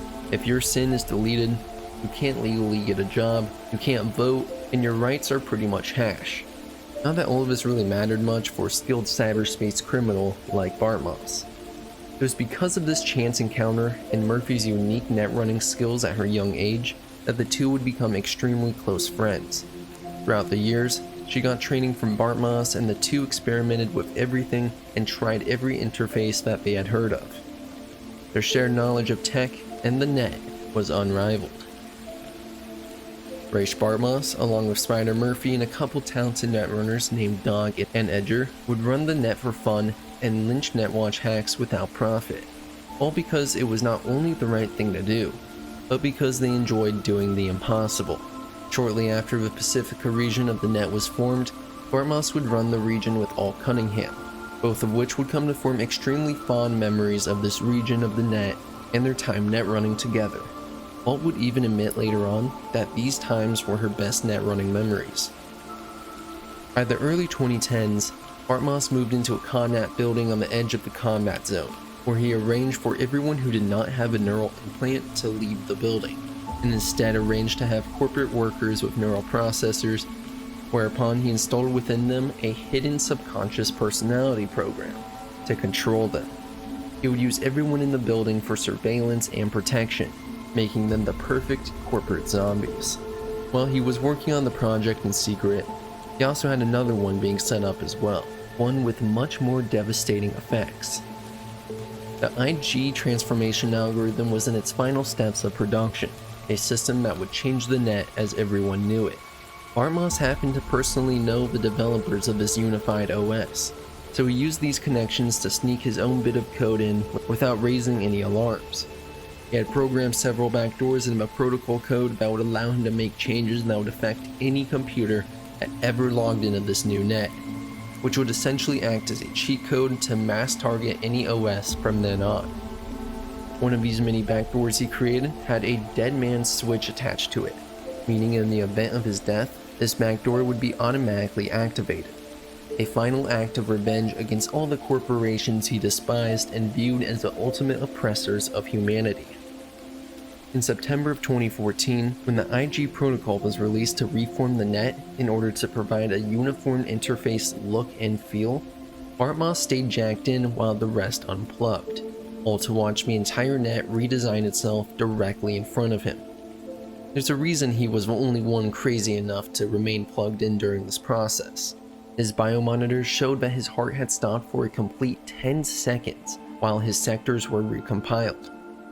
He hadn't even noticed this in the moment, but at the time it was all over, it seemed to not have harmed him.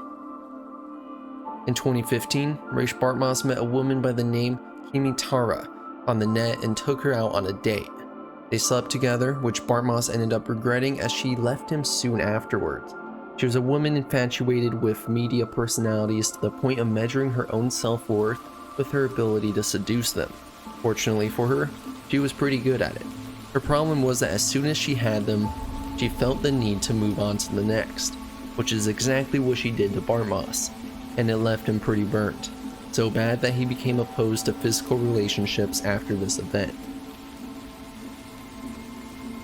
Eventually, at some point in 2020, Bartmoss's heart stopped and his physical body died for unknown reasons, though his life support machine sensed it and super cooled his body.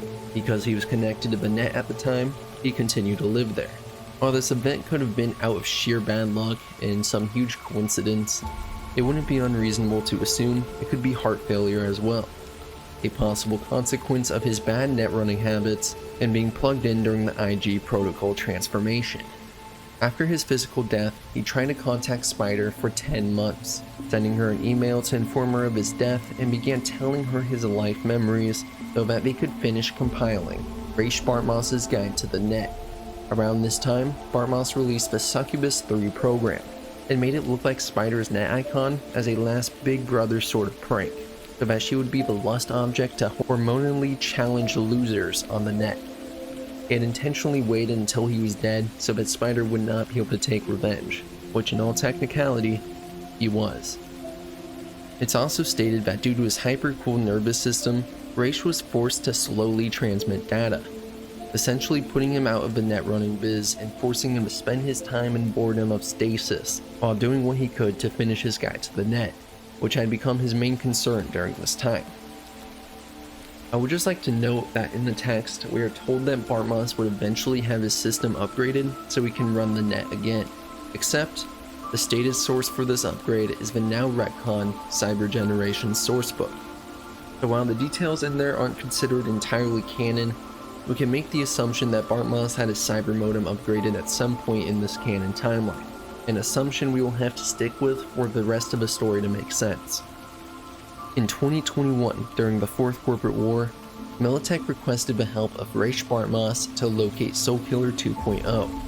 While Bartmoss was initially inclined to reject this offer and attack Militech in reprisal, Alt Cunningham, as a Soul-killed AI, managed to convince Bartmoss to hunt for Soulkiller. Bartmoss couldn't reject the request from a friend as close as Alt, so he contracted with Militech. Entirely electronic, of course, as to allow himself power over modifying the contract whenever he deemed necessary. Being the genius he is, it took less than a month for him to track down the Soulkiller program. Elated, he went on a net crime spree against Arasaka and several other non-involved corporations. It was during the course of one such run, his line got traced, and suddenly both Militech and Arasaka knew where he was. Both corporations immediately made moves towards the location. Arasaka, of course, sent a massive strike team to take Raish out. The Solo, Morgan Blackhand, and Militech were desperate to save an asset of theirs and move forces to protect him. Who also planned to extract him afterward, haul him off to a Militech covert ops base, and not so incidentally get themselves in a position of being able to blackmail his frozen body. This was a rushed conflict between the two largest corporations in existence over the king of all netrunners. His Connacht, in extremely short notice, became a war zone. In the end, Raish never stood a chance, no matter the security he had in place with the corporate zombies and automatic defenses. This is because Arasaka had something that couldn't be blocked, not by any means that Raish had. They dropped an orbital rock onto his Connacht, so no matter what forces got to Bartmoss first, the entire operation was completely disrupted and spelled out the death of Bartmoss. What happened as a result could be argued as a loss for Arasaka rather than a win. It was May 26. A young netrunner in her late 20s, long braided red hair, and a short stature had just jacked into Vanette for some programming. In the middle of his session, she was interrupted by an annoying mail alert. It blocked her vision with a fat sausage beat and a virtual voice saying, "You've got mail. Oh god, oh god, oh god, it's coming. Now, yes." The message was from her close friend and colleague netrunner, Raish Bartmoss. He knew exactly how to peeve the woman. She hated it. The message contained was simple. It read, Foxbat 1, one of the many codes Raish and her had worked out to arrange meetings and chat rooms and the like. This particular code was unfamiliar and somewhat alarming in comparison to the rest. It had never been used before because it was the code, the holy mother of God, it's all happening now code. With how Raish's mind works, he hadn't even used this code when he got flatlined and confined to the stasis of the freezer unit. In response, Spider Murphy urgently rushed to this chat room, crashing in with all her icebreakers and killer utilities loaded. Demons Flying Point, the works. What she found was somewhat unsettling. Raish was just standing there, calm as could be. "Sweetheart, I'm so glad you could make it," he said. None of his standard psychosis even made a cameo in the timbre of his voice. Unlike the average person, being calm and perfectly normal created an eerie atmosphere around Raish. It was just too outside the norm. It was like he was suddenly Mrs. Claus or something. "Have I ever told you how much I love you? Come on, they just loaded this romantic little VR at the dunes. Let's go, just the two of us." "Okay," Spider responded nervously. Just hearing him talk like that tone, those words, soul chilling. The two went somewhere in Asia, an undisclosed location, in the middle of net nowhere. Suddenly an icon appeared, a simple matte black ball. "Every year I come here, and every year I reset this." Then he looked at Spider, right in the eyes. She thought she could see a swelling of tears. "But I'm through, Arabella." A wry smile. "My cookie is goosed, I suppose I'd say. I didn't want to do this alone. Someone has to see it. I want you to be here." He paused, took a breath. "Well, here it goes." He looked at the ball. He waved his hand. A ping, and it changed to a globe. He shook his head. A whistle, and it's changed to a switch. And it squeaked into a big red button. No, that's not it either. Then there followed this flurry of noises and icons flashing by, an almost cartoon stream of images. A car, a bomb, a kid, a wallaby, a cream pie. It all went on, accompanied by a cacophony of grunts, pops, barks, you name it. This went on for 30 seconds. "Oh, frag it all," he said finally. Covering his eyes, he thrust his forefinger at the shifting icon. As it hit, the icon froze. His finger ended up sticking in the nostril of a clown's head. As it pushed in, there was a squawk. He turned and smiled, half relief, half psychosis. He pulled his finger from the happy clown's nose and whimpered. This was at least moderately familiar turf when it comes to Raish. "What have you done?" Spider inquired. Her deck began to crash as he answered, jamming the IG transform signal and trashing her tracer routine. "What have I done? Just wait, Spidey," he said with a demonic smile. Wait, and you'll see.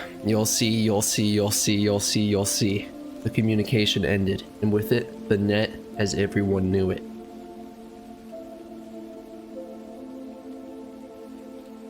Bartmoss had created the Rabbids as a grand act of defiance against corporate control to be triggered in the event of his death. It was designed to breach all corporate data fortresses and unleash their data onto the net for all to access.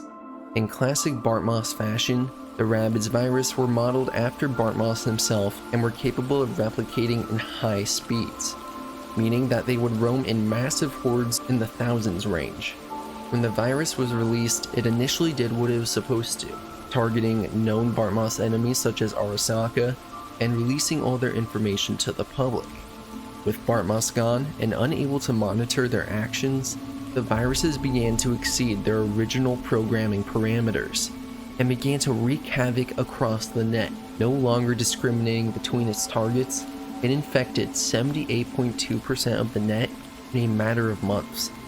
Net traffic came to a grinding halt, corporations lost billions as the stock market destabilized, huge amounts of data was corrupted, and countless military-grade AI were unshackled and mutated into extremely dangerous entities. The virus and programs affected by it had become so powerful that Netwatch was unable to destroy them, rendering the net unusable. This would only change in the 2040s when Netwatch put up the Black Wall with the help of Alt Cunningham and other AI, finally opening up the IG protocol net back to the public. This, of course, spelled out the end of the road for Bartmoss. He was officially dead and had been put to rest. Or was he? A body was never actually recovered from his destroyed Conapt. Even weirder is what information we can find once the 2070s roll around. During the Cold Mirage questline, V will find Ra's Bartmoss's fridge and body out in the Badlands, untouched and unbothered. Certainly not looking like it had been lit up by gunfire, tampered with, blown up, or smashed by an orbital projectile. V can take his cyberdeck to the Netrunner Nyx at the Afterlife for analysis, in which all that is found is some mildly interesting chat logs. To further his confusion, we can find a shard that details his freezer contract. It states that this 50-year contract would expire on April 2nd of 2075, and the contents would be discarded at the landfill at the requested location on April 10th, 2075. Keep in mind that Bartmoss's death took place 4 years ahead of this apparent contract forming, so just how in the hell was his body and freezer under contract and in a location that this company could access despite all the information we've been provided? This could mean several things that we honestly just don't have the answer to. This could be a decoy body that was in place, his original body could have been recovered and preserved by Spider Murphy, or he just never died in the first place. Which seems the least likely answer out of them all, though I wouldn't turn your back on it just yet. There's certainly been plenty of reports of people living in the net despite their body dying, or those who have been soul killed who now live in the ghost town created by Alt Cunningham. If you ever listen to Moro Rock, there's still some urban legends and conspiracies floating around about Bartmoss's apparent survival, about him even being the Zen master. So people, listen up, I've got a story to share with you. Recently, I've been hearing about this monk that's been walking around nice city streets, healing the sick, but only those he deems worthy. Some of my listeners seem convinced that it's none other than Ra's Bartmoss. Ra's Bartmoss. Yeah, you know, the guy, the chief architect of the net, and later its badass destroyer. The rumor has always been he got taken out by a killsat in the early days of the Fourth Corporate, but no one ever took responsibility for that strike. Is it possible Bartmoss set his creations wild and faked his own death?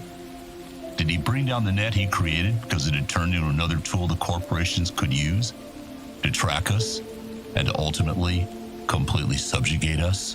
Think about it.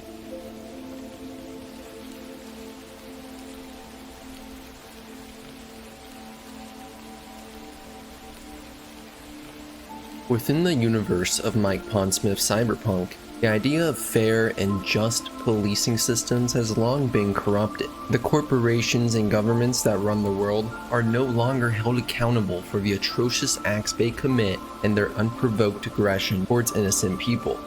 Whether it be local police forces, MaxTac, or Trauma Team, they all have their fair share of corruption and twisted priorities. The cyberspace of the net happens to be no different. The worldwide net policing organization known as NetWatch happens to be corporate funded, an entity by the corpos and for the corpos, doing its fair share of evil. Being known to use unnecessary lethal force, alienate innocent netrunners, spy on citizens around the world, and overall overstep the boundaries they are supposed to abide by. While this organization essentially acts as an extension of corporate rule, it still does what is expected of them, patrolling the net in order to prevent illegal activity and even containing dangerous rogue AI after the data crash.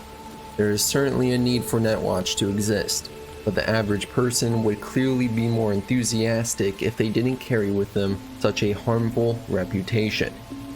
Well, there's an extremely prominent NetWatch agent that agrees with this ideal, one that is an extremely skilled netrunner, well respected, and could even be considered a rival to the Night City legend Raish Bartmoss. This agent goes by the name Magnificent Curtis. This man single-handedly carries NetWatch's much more positive goals on his back. A man who is often described as being fair and just, traits that become increasingly rare in the grim world of Cyberpunk 2077. So just what are his origins, and how did he come to be renowned amongst the likes of legends such as Bartmoss and Spider Murphy? This is the complete lore thus far. This is everything you need to know about Magnificent Curtis. Let's begin. The widely used IG protocol net is composed of large ambiguous sections of the net that shares the same basic default environments. These areas are called regions and happen to have constantly shifting borders depending on the influence exerted by governments and influential groups. Thanks to the IG transformation algorithms, net space is analogous to real space, almost like an alternate dimension. One of these many regions is the Pacifica region, and when I say Pacifica, it isn't in reference to the failed startup district of Night City. No. It's in reference to the ocean. Pacifica covers all of the Pacific Ocean pole to pole, meaning the majority of regions around this area are one with the Pacifica region of the net. I say majority because it doesn't include South America or Japan. This area is a stylized version of a real ocean, with glowing fish shapes and other sea life, complete with dolphin programs to patrol and clean up garbage data, even allegedly tattling on any criminal activity they see. So this region is beautiful, considered one of the all-around best regions of the net. But it might actually not be that way if it weren't for a single man, Magnificent Curtis. He was responsible for creating the Pacifica branch of NetWatch, which at the time didn't really exist. There had just been a few NetWatch runners patrolling the area from their decks on the other side of the world. What makes the creation of this branch all the more mysterious is he just showed up one day and created the Pacifica branch of NetWatch. There isn't much, if anything, to find out about his past. An unpleasant discovery for any netrunners looking to get under his skin and sabotage his control. This clearly doesn't just happen accidentally either. It's extremely likely that this erasure of identity is not only to protect himself, but others he is involved with, a procedure that accurately reflects who he is. Curtis is a netrunner hailing from Fiji, and running the whole operation out of the island as well. It's become their main base of operations, and as a result, this small island has some of the best security around. Back when Magnificent Curtis began his net running career, he had actually adopted the handle Rocky. Just like the majority of famed legends around the world, his reputation didn't just fall into his lap.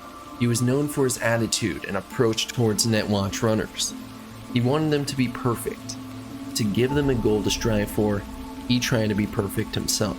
It was because of this unique handling of Netrunners that he was given the tag Magnificent Curtis by runners down in Australia, a tag he would embrace going forward. He is a man of fairness and just response, slow to lose his temper, but quick to respond. His mastery of the net and his profession is made ever so clear by his approach to criminals. He is hesitant to use lethal ice and will go out of his way to take his culprits alive, only using lethal force when necessary.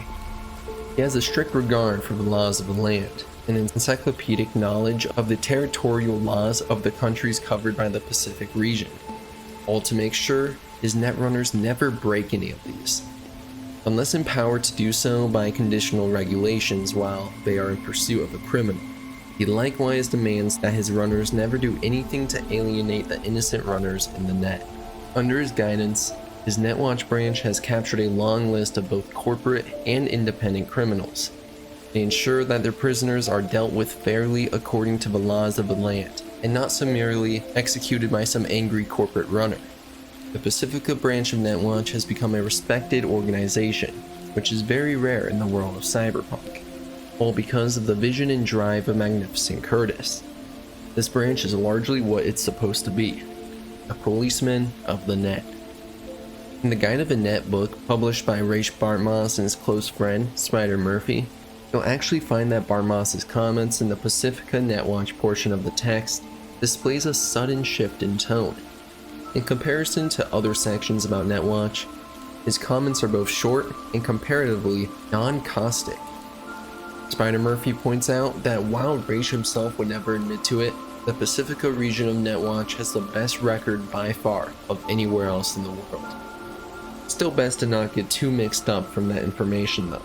While the Pacifica region most definitely holds a place in Bartmoss's heart, and he doesn't project uncontrollable rage towards this Netwatch branch, it doesn't mean that Bartmoss and Magnificent Curtis would get along as chums. In fact, it's a lot more like the yin to Raish Bartmoss's yang. He's calm, quiet, and law-abiding, but he shares the same zeal and enthusiasm and dedication to his work as Raish. This of course means that if the two of them were ever in the same room, they'd be at each other's throats in a minute. Eventually, sometime in the 2020s, Magnificent Curtis would be made head of Netwatch. While things had seemed to be smooth sailing during his net running career, it would unfortunately take a massive dive not long after this promotion. In 2022, during the Fourth Corporate War, the legendary Raish Bartmoss would suddenly be assassinated by Arasaka after his time aiding Militech in their Soul Killer search, a corporate decision that would spell out the collapse of the net and upcoming decades. It started out subtly, with only a few minor changes in databases, lost files, changed lines of machine code, but soon enough, it exploded into wildfire, randomly shifting, erasing, or rewriting data and destroying or altering everything it touched. It was the data crash, a deadly computer plague that tore the heart of the worldwide information network. In short, whereas most viruses must infect a computer system, the data crash was automatically loaded into every single computer that ever ran the net. The result is that there was never any chance to stop the spread of the data crash. At first, Netwatch was able to monitor and repair the damage as it occurred. As the chaos mounted, Netwatch's leader and top netrunner, Magnificent Curtis, realized the awful truth. Bartmoss had outgamed everyone. To stop it would have required stripping the operating system out of practically every computer and cyberdeck on Earth. Magnificent Curtis, in response, launched a campaign with Netwatch against the corruption of the net. A constant struggle to save any runner, architecture, or information possible. To make the disaster even worse, the nature of the data crash also allowed AI to travel through what remained of the net unimpeded. To add on to the already lethal enemies of viruses and mutated military AI, Bartmoss left yet another surprise lurking in the bowels of the net. A self-replicating virus that strongly resembled himself, based on a twisted version of the Soul Killer program and later dubbed Rabbids. These were AI killer programs that infested the net in ever great numbers. At first, they attacked only Bartmoss targets like Arasaka and EBM. As time went on, they evolved a murderous hatred of anyone they encountered. Reproducing at high speeds, they would form a deadly pack of killer programs in the hundreds of thousands, roving the net in bloodlust. The outlook of the struggle became obvious. Unable to wipe out the data crash and overwhelmed by Rabbids, Netwatch finally gave up. On March 5th, 2023, Magnificent Curtis and the IG Overwatch Council activated IGTA Dissolution Prime, propagating a code wave that crashed the IG protocols that allowed cyberdecks and net-capable computers to reach cyberspace, essentially killing off access to the net. Netwatch will go on to spend the next 22 years acting as lifeguards for any renegade netrunners that had managed to find a backdoor into the now off-limits old net, attempting to save them before Black Ice essentially shreds them out of existence. In the 2040s, there would finally be a shift in the net landscape that would allow a return to the previous IG protocol net. While Cunningham and all the transcendent AI that followed her in the net made a discreet proposal to Netwatch.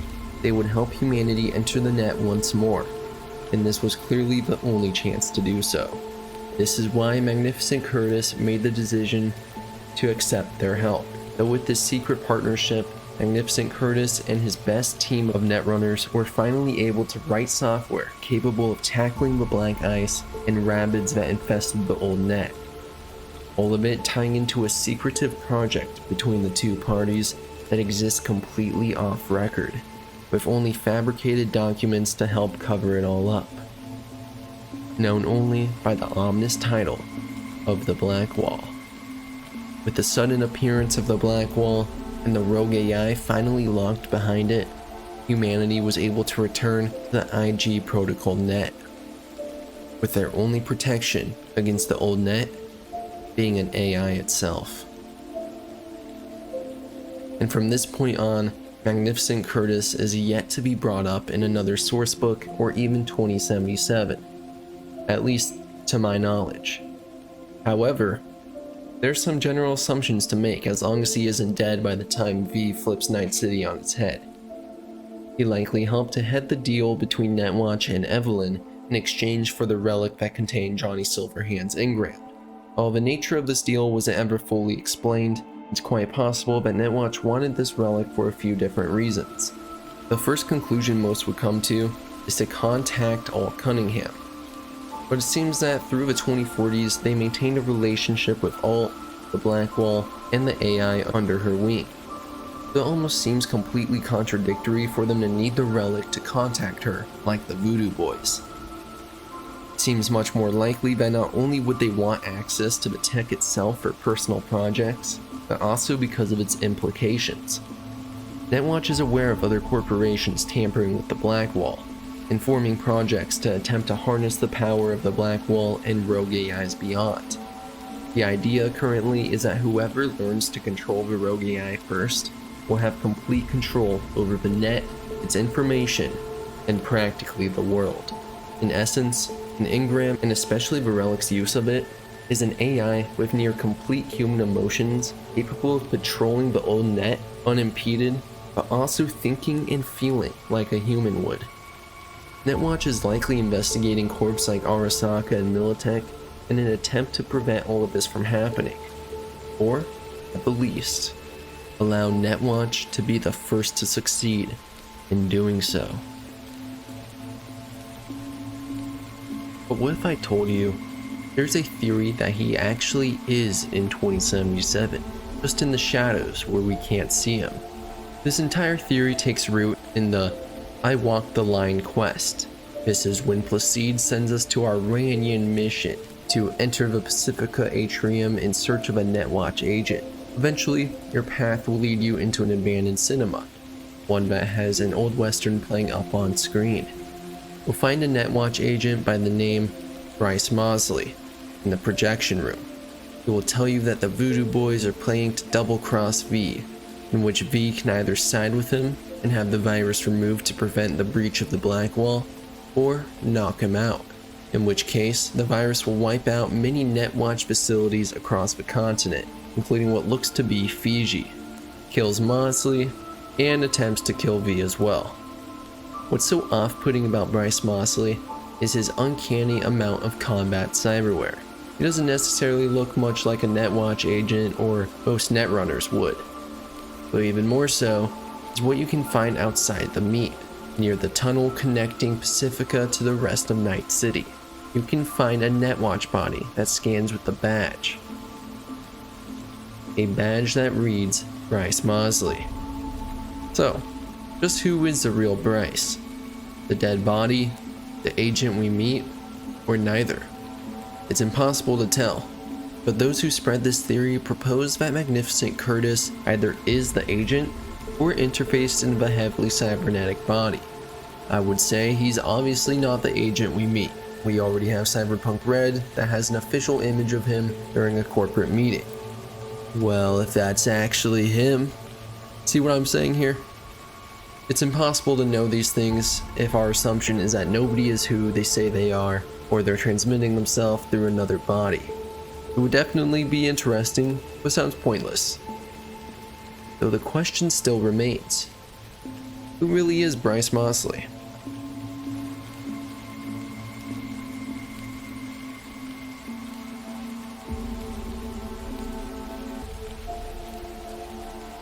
As of 2077, the Militech Corporation is approaching a breakthrough in the Black Wall arms race, a battle between corporations, governments, and other organizations to secure control of the rogue AI sectioned away in the old net, all in order to weaponize them for planet-wide superiority. Project Cynosure, despite being abandoned long ago, lives on in spirit through experiments to produce a successful human-AI hybrid soldier, one that utilizes the benefits of both artificial intelligence and mankind, while under complete and utter control of Militech. So in today's video, I will be telling you the story of one such soldier, and all the events that led up to this experiment. If you happen to enjoy dives like this into the Cyberpunk series, 2077 and Tabletop alike, make sure to subscribe and check out my other content. Without any further delay, let's uncover the secretive experiments of the Militech Corporation.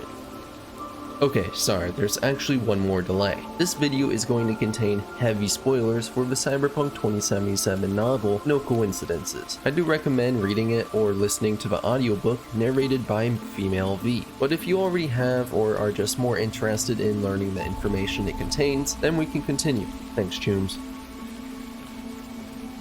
The data crash was the self-proclaimed magnum opus of the legendary netrunner Ra's Bartmoss, a final grand act of defiance against corporate control, designed to breach all corporate data fortresses and unleash their data onto the net for all to access. But without the mastermind there for damage control, it had a very different effect. It had begun to run rampant beyond its original parameters. Yes, surprisingly, Bartmoss placed parameters. It managed to infect 78.2% of the net in a matter of months, as it corrupted widespread data and net traffic. But something much worse was happening beyond just losing valuable data and net access. Countless military-grade AI were unshackled and mutated into extremely dangerous entities. The best even Netwatch could do was barely slow the spread, so they were left with no choice but to completely sever entry into the IG protocol net their entire lifestyle had been built around. It was only when the Black Wall suddenly erupted sometime in the 2040s that the IG protocol net could be accessed again, albeit with a large portion of it sectioned off by this so-called firewall, which was, if anything, more of a band-aid solution to prevent the now evolved rogue AI from breaking through into the rest of cyberspace and wreaking havoc. But now there laid a hellscape with invaluable data and rogue AI to be weaponized, that every single corporation and government wanted access to. This of course meant two of the largest corporate rivals, Arasaka and Militech. Arasaka's Blackwall experiments are well known thanks to Edgerunner's anime and Lucy, while Militech's experiments are known thanks to Phantom Liberty and Project Cynosure. But that isn't where Militech's obsession with Rogue AI ended. No. They are a weapons manufacturer, of course. So what better way than to turn their sights to utilizing human capabilities alongside AI? While this originally was a goal of Cynosure, it was less personal, with interfaces and weapons. But in this new experiment, human and AI would be conjoined. This concept technically isn't unheard of, seeing as Biotechnica had already managed to force a rudimentary AI into a cloned body back in the 2020s. This process basically used a combination of cybernetic and organic technology to hold the implant in a blank brain. So just how did Militech utilize what had been done previously with their new technology and experiences from Project Cynosure? Well, it is all told through a single man. Who is this mysterious individual, and how did Militech's cruel experiments impact their story? Well, before we go any further, I want to give one last spoiler warning. The rest of the video will essentially be covering and spoiling the entirety of No Coincidences, so you've been warned. The story of this project is told entirely through a character named Zor, a character of uncertainties, one with conflicting memories that blend and fight against each other. Zor was a man set on vengeance since 2070, the year in which his only family, his wife and son, were killed as an Arasaka fleet opened fire upon a northern district of Night City, an order dealt out by an executive named Katsuo. This resulted in a ceasefire between the Arasaka and NUSA forces, in which Zor served. Driven by his thirst for vengeance on the target that had stolen everything from him, he hijacked a military AV and launched 6 rockets at the nearest warship, effectively sinking it. His AV was shortly shot down by the anti-aircraft defenses, leaving Militech soldiers to recover him from the wreckage. Zor was ready to face the consequences of his treason, a trade-off that he committed to without a second thought. But he wasn't tried. He was instead brought to an undisclosed laboratory, where a Ripper doc performed surgery on him. This was the beginning of Zor's 7 years in hiding, during which he plotted against Katsuo, desperate again to avenge his loved ones. At least, that's what you and Zor have been led to believe, a tragedy as old as time. In fact, Zor's story began shortly before the events of No Coincidences in 2077. The truth was much more simple. His name was actually Jay, an AV pilot for the trauma team. During one such shift, his squad was sent to rescue a woman named Milena from a multi-car collision, but his attention was pulled against his will. A young, helpless boy was stuck in one of the wrecks. Jay rushed to free him, disobeying the order to stay put. Despite his altruism, he unfortunately lacked the necessary cyberware and equipment to accomplish this alone. He was a bit of an oddity. Most trauma team were trained from day one to ignore anyone on the path to a client, and therefore was alone as the rest prioritized some corpo. It's unclear what exactly occurred in the following moments, but it seemed that due to extreme stress, he suffered a cyberpsychotic breakdown, causing him to shoot the team's commander, a story all too common in Night City. If not for Militech's intervention, Jay would have been executed shortly after. They instead transported him to a laboratory, where a Ripper doc named Ron replaced part of his brain with ARS-03, a device containing an AI, allegedly from beyond the Black Wall. Jay's memory was near completely wiped in favor of fake memories that would ease their control over him and the experimentation of the AI. That's right, the bombardment never happened, the Northern City District never existed, and Katsuo was never in charge of Arasaka's navy. It was only at this moment Zor was created. Guided on a path of false vengeance against Katsuo, he worked in pest control, namely for Byers & Son, a small company that received calls from all over Night City. He tried to lead a perfectly bland life in order not to arouse anyone's suspicion. He often distracted himself with ads and articles regarding seemingly random and unrelated topics, but he just couldn't help himself when he happened to come across information about Katsuo, always studying it with great care. Militech's plan was finally ready after situating him in his new life. They reached out to him, although not directly. The corporation's chief of security, Stanley, utilized his connections to blackmail Zor, among certain other individuals, into carrying out a heist. The heist seemed to involve a group of misfits, tossed together for a one-off job. The group was composed of Albert, Aya, Borg, Milena, Ron, and of course, Zor, ending successfully with a mysterious container being stolen from a Militech convoy. They parted ways soon after, but Zor couldn't get the image of Aya out of his mind, thinking he would never see her again. He took his coworker Morris for a drink to the bar to celebrate his birthday. There, he saved a woman who was being harassed by a group of thugs, who turned out to be Aya. The girl thanked him by taking him out on a date. That same day, Zor was fired from his job as he took the blame for crashing the company's van on himself, when in truth, it was his coworker's fault. Ron managed to track Zor down and meet him in person. Both had the feeling of having encountered each other at some point in the past. Ron also made contact with Aya and convinced him to take part in another heist since Zor needed money to live and Aya needed someone to fix her failing cyberware. Ron promised to help her, but only if they stole crates full of combat SRG-78 implants for military Ripper docs from a Militech warehouse. Then, he got in touch with the rest of the crew from the original heist. Following this specific heist, as they were heading towards Kabuki with their prize in the rear, Zor needed to halt the van since its engine had overheated. Having sensed an opportunity, several members of Maelstrom emerged from the shadows and demanded everything they had, but ran away when it became clear that a Militech drone was closing in on their location. ARS-03 communed with it, ordering it to cease action and resume its standard patrol procedure. It wasn't obvious yet, but Militech had always been watching him. Sometime later, Zor met with Milena in the Militech offices, where he asked her to help him kill Katsuo. Afterwards, he and Aya went on another date, during which he told her about his family's demise. Zor carried on with his assassination scheme against Katsuo. Unknown memories suddenly began leaking into his mind, ones that were previously locked away, but it wasn't enough to clue him in on what was happening, or how he got deja vu looking at his squad mates. In all likelihood, he wouldn't understand what was going on until it was too late. He ended up trading the spoils of their previous heist for a sniper rifle, and broke into a building in order to get access to a spot where a case of military-grade cyberware had been walled up. Zor took the implants to Ron, aiming to have them installed. Zor led himself into an abandoned flat, from which there was a clear view of Arasaka Tower. He knew Milena would be meeting Katsuo there, and so he waited with his sniper rifle. But when the time came, he ultimately resigned from killing him, having realized that if Katsuo died in such a way, he'd never acknowledge his crimes. And so he waited until Milena had arranged an opportunity to bring Zor to meet Katsuo at his house in North Oak.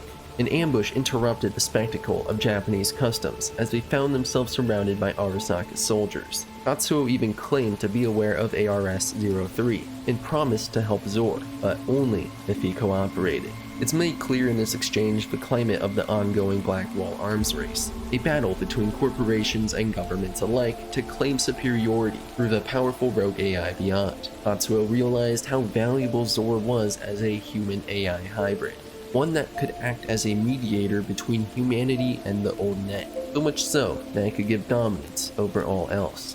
But Zor refused the opportunity to turn coat, instead opting to swiftly defeat the surrounding Arasaka soldiers with ease, and bringing Katsuo to an inescapable dead end. But he wasn't able to pull the trigger.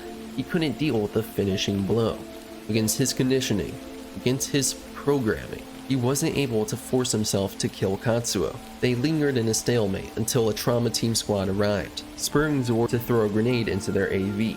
As the smoke cleared around the bloody mess, he was unexpectedly recognized as Jay by one of the surviving pilots. Failing to give it much thought, Zor missed yet another opportunity to escape the situation he was in. They hijacked the vehicle and headed for Maelstrom's quarters.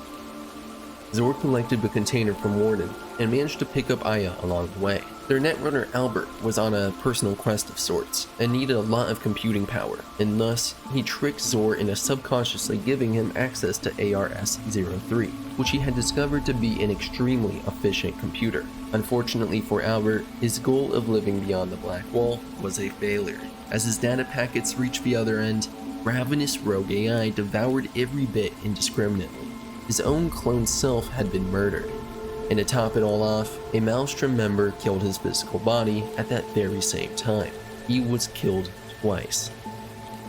As the AV was soaring above the Badlands, some memories of his previous life as a trauma team pilot recurred to Zor. but it was all too late. The vehicle was heavily damaged and spiraled toward the ground, crashing into the desert sand. In his final moments, Zor managed to drag himself to the Militech container and opened it, only to realize its contents had been emptied the entire time. Zor had died a meaningless death. Stanley shortly arrived at the scene with a group of Militech soldiers. Upon seeing Zor, he stated that ARS-03 was a failure and called someone to prepare ARS-04.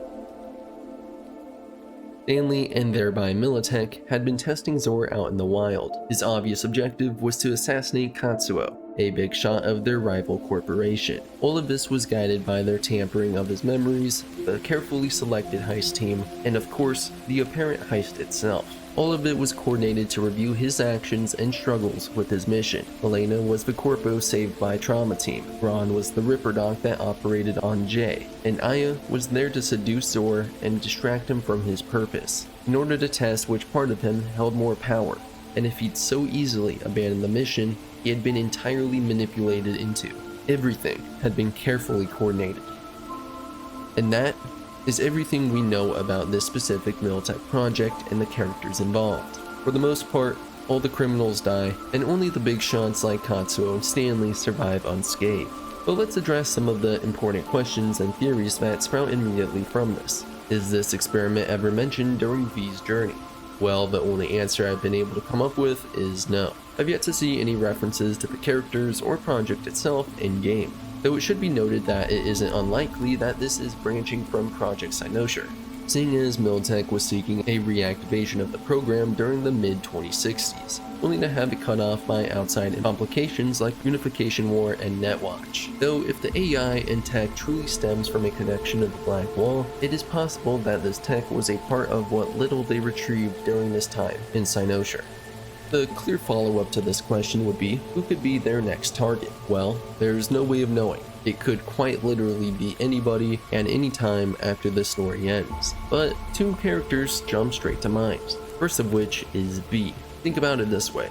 V can have varying backgrounds that all lead them to one single objective, the heist. No matter who, what, where, V is roped into stealing the relic from Arasaka. Now you can think about that as fate, or you can think about it as careful planning. Then in Phantom Liberty, V is introduced to Songbird and the NUSA, who have accurate intel on V's predicament. Songbird's even capable of connecting to V through the relic itself. In the tower ending, V is brought to an undisclosed facility by the NUSA to be operated on in order to remove the relic. But in the process, there was a sudden, mostly unexplained 2-year coma. This mysterious 2-year coma is quite difficult to explain, and Reed fails at doing so. Let's not forget that this could make V an extremely valuable subject, not to mention that the neural matrix from Dogtown contains an AI itself. Though this is of course just speculation and quite a bit of shooting in the dark. So if you want to hear more about how suspicious the coma is, go check out my previous video on it. Now for the second possibility, who you've likely connected already to be Songbird. Now when I say Songbird could be one such subject as a human-AI hybrid, I don't mean the Somi we are familiar with. Obviously she was way too valuable while connecting to the Black Wall to be wasted on this experiment, but I mean at the point in which V turns her over to the NUSA in one of Phantom Liberty's endings. Whether it be at the Orbital Space Center or Cynosure, it really doesn't matter. This is of course based on the implication by Reed that Somi really isn't who she used to be during the tower. It isn't so far-fetched that the NUSA would use this technology to save and further abuse their favorite connection to the Black Wall. Beyond the questions of how this project can continue, there's also a lot of talk on other potential connections and leads, the most prominent being Mr. Blue Eyes from 2077. This primarily stems from the character Stanley being described as having a blue flicker in his eyes, though I do find it hard to believe that there is a connection to be drawn here. Everything throughout No Coincidence is clearly orchestrated by Militech. Even Katsuo knows about the AI and this much. Based on the evidence and connections found in 2077, there's a much clearer connection to be drawn between Night Corp and Mr. Blue Eyes, based on his involvement with the Paralis questline and the Night Corp shards alone. We can deduce he is heavily involved with them and Night City's affairs. So to say he also works for Militech would mean he's hopping between corps and different types of AI experimentation. I believe the most likely conclusion to be drawn from this info is that Stanley is just doing a data transfer that initiates the glow, just like anyone else would. Though I don't completely dismiss the idea that Mr. Blue Eyes would be interested in tech that creates a more personal connection with their host body, seeing as the tech he is currently using is likely just flowing a constant stream of data to control them, kind of like using a doll. The key reason we know Mr. Blue Eyes isn't necessarily a doll is because the orange glow, such as with Haneko's doll, is consistent with human communication, while a blue glow is consistent with data transfer. So essentially what I'm saying is that Stanley would have to be described as having a constant blue glow in his eyes for the connection to be grounded. It's just important to note that every single corporation and government are experimenting with mind control, the Black Wall, and AI. Arasaka, Militech, Night Corp, and many others have their own projects. Just because Mr. Blue Eyes is involved with one doesn't mean he's involved with another. That's what makes the Black Wall arms race so terrifying. It could backfire entirely at any moment.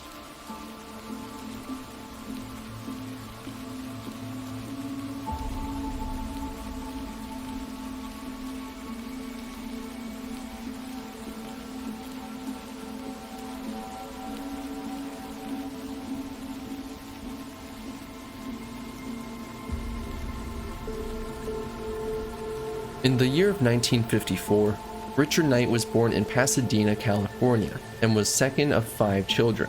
His parents were both researchers at Caltech, which specialized in materials science. It was likely because of this upbringing that Knight began to show an aptitude for engineering at a relatively young age. He would continue to pursue his education with this goal in mind, and would eventually find himself in college with a roommate named Rami Zakarian.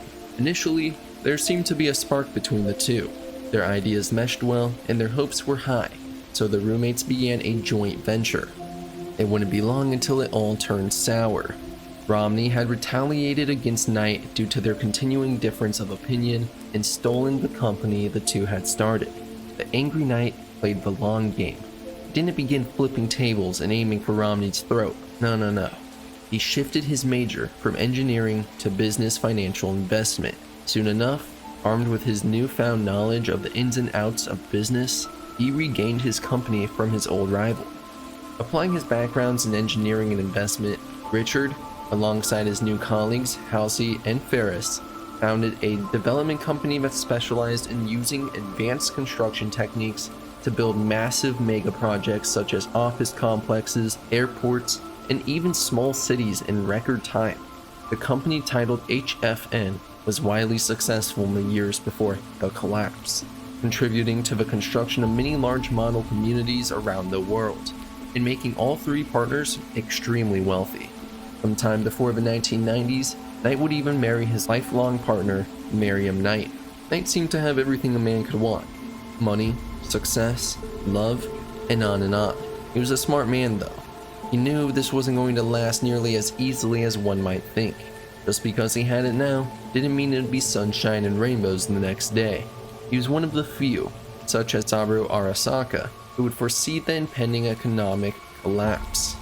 He was concerned by the violence and disruption leading up to and following the global event. Additionally, working mainly on corporate-funded projects was swiftly becoming tedious and boring to him. Seeing himself in a unique position to deal with the problem, Richard started a side company known as Knight International, and began to draw up plans for a new, ideal city, an environment that would be controlled and managed by corporations and would be ultimately safe from the economic and social disasters tearing the world apart. His new city would be completely self-sufficient and capable of pulling off even the most determined marauders. It would boast planned neighborhoods dedicated to preserving the feel of different types of nationalities and cultures, as well as a super modern corporate center that would stand as a shining beacon of enlightened capitalism. It was ambitious, far-reaching, and visionary in its approach. a city so grand that all the other cities built before or after would pale in comparison. You're probably thinking about how foreign all these ideals sound in cyberpunk dystopia and Night City itself. Well, 2020 hindsight, Choom. His next move was to secure the unheard of amount of capital needed to finance the project. Luckily for him, history and the forces of a collapsing society worked in his favor. With the collapse, many corporations were looking to establish their own urban areas, controlled zones, free of crime, poverty, or debt. A place where governments would be corporate run, allowing optimum zoning and no anti-business elements to interfere with corporate growth. Ideally, it would be a capitalist mecca of opportunity. Knight's dream city was tailor-made for that purpose, and the corporations eagerly lent him the raw cash required to begin the project.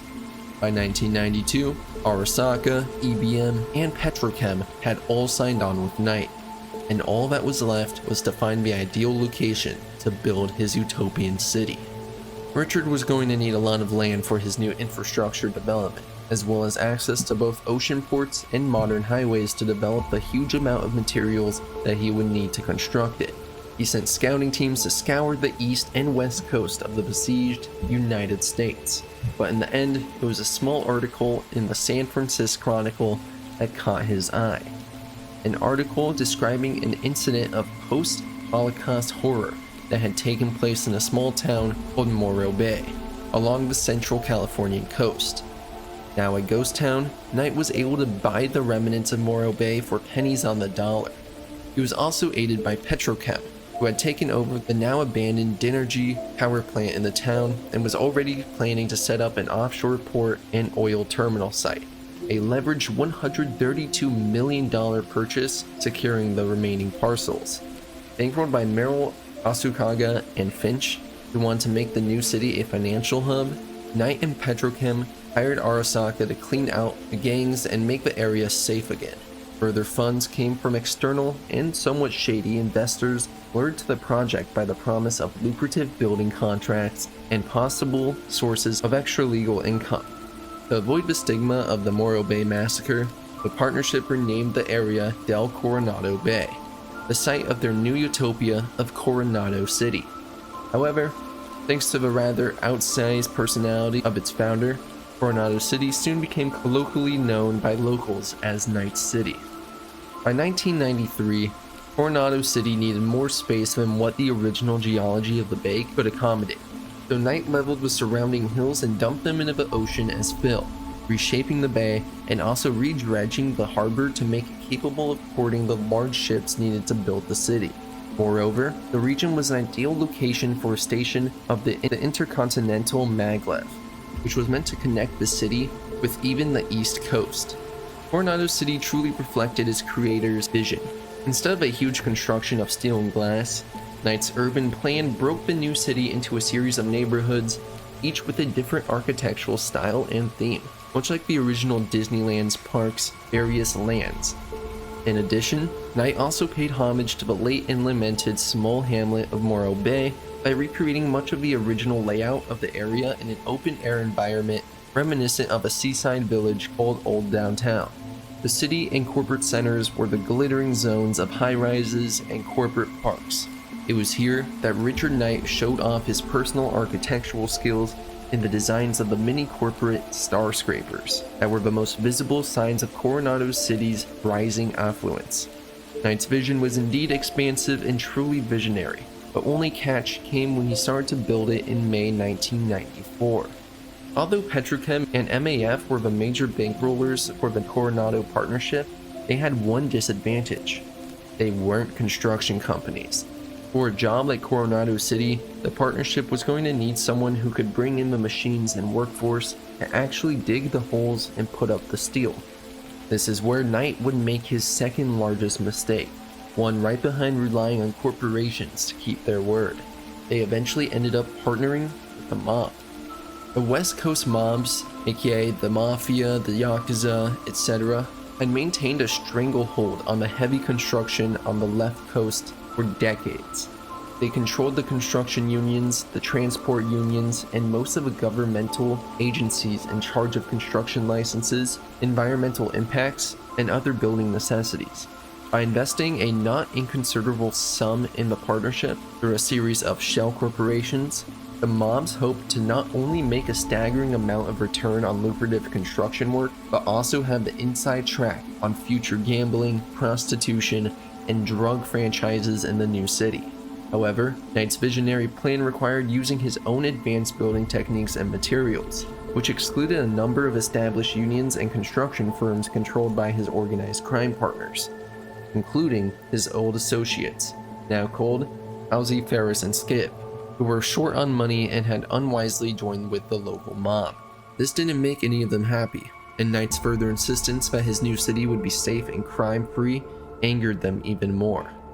During the first 4 years of construction, there were daily threats against Knight's life.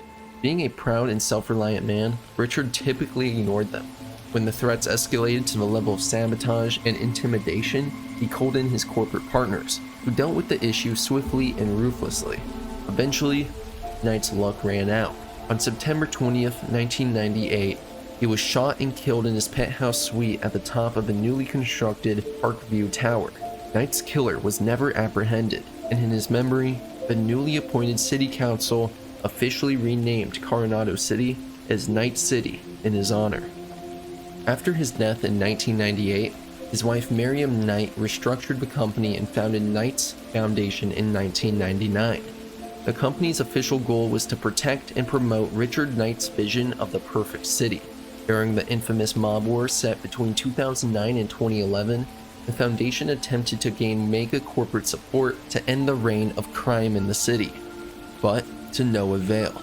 Eventually, the corporation took the city back on their own after business between them and the mob had turned sour. After the conflict, Knight's Foundation was restructured again, returning to its corporate roots and renamed to Knight Corporation, Knight Corp for short. Allegedly, Miriam realized that to have any power in the city, you have to play by the rules of the big businesses to get ahead. Since then, the corporation remained a constant presence in Night City, expanding their field of activity but avoiding power struggles with other major corporations. Although Miriam would eventually step down from the role of CEO long before the 2070s, her legacy and ideals were always upheld by her successors. After the AHQ disaster of 2023, in which Silverhand and Militech bombed the Arasaka Towers, Knight Corp offered generous pay and free cyberware and biomonitor upgrades to anyone willing to help clean up the crater of radioactive rubble at Ground Zero. Both the corporation and the city council claimed that casualties were kept to a minimum, while at the same time they did not provide official statistics to substantiate said claim. Nevertheless, they have been under pressure to release such documents since most rescue, engineering, and rubble cleanup teams were not local Knight citizens, but nomads, especially from the Avocado Nation. In 2030, Knight Corp gave a grant to the recently founded Ziggurat Corporation in order to help them transform the old fiber optic data term network into a new system, creating one of the first city nets and data pools in the world, and restore cheap and reliable communication across NC. This was a necessity of the time because of Rafe Bartmoss. He had corrupted the IG protocol net in the early 2020s with the data crash, which made it unusable. In 2068, NCART was bought out by Knight Corp after an incident in which unknown attackers released poison gas in the subway stations across Night City, leading to prolonged riots and NCART's bankruptcy, providing Knight Corp control over a large portion of the city's transit. By 2077, Knight Corp was nominated as the 5th biggest and best corporation to work for in Night City, due to an announcement of reducing mandatory workweek hours to 80. The company was considered the leader in providing top-tier investment opportunities and were sponsoring the NC Corsairs football team, giving them exclusive rights to cyberware equipment designed in the company's top-secret football science lab. Knight Corp was also involved in many infrastructure projects.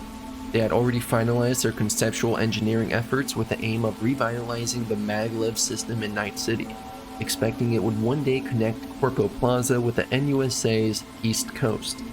The corporation began to repair sections of the old net, as well as drilling a new tunnel beneath the city foundations from its construction site on the Badlands to the northeast.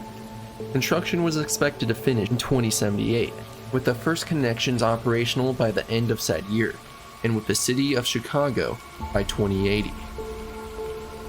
It was around this time, Sandra Dorsett, an employee of the corporation, stole information from NightCorp on a databank, which was something Sandra wished to expose to the public. Unfortunately, in the middle of her objective to expose the company she was working for, Sandra was captured by scavs and had her biomonitor muted by a jammer chip forced into her neuroport, leaving Trauma Team unaware of her condition. Luckily, the mercenaries Jackie Wells, T-Bug, and V infiltrate the den to find her floating in an ice-filled bath. V acts quickly to remove the chip, and Trauma Team arrives to take custody of Sandra. This is not where their story would end. Later down the line, V is contacted for yet another gig in relation to Sandra. This time, however, it was to recover an encrypted data shard, the one lost during her kidnapping. Sandra's requirements are simple: keep the data on the shard concealed and ensure it is delivered to her promptly. V has a choice though.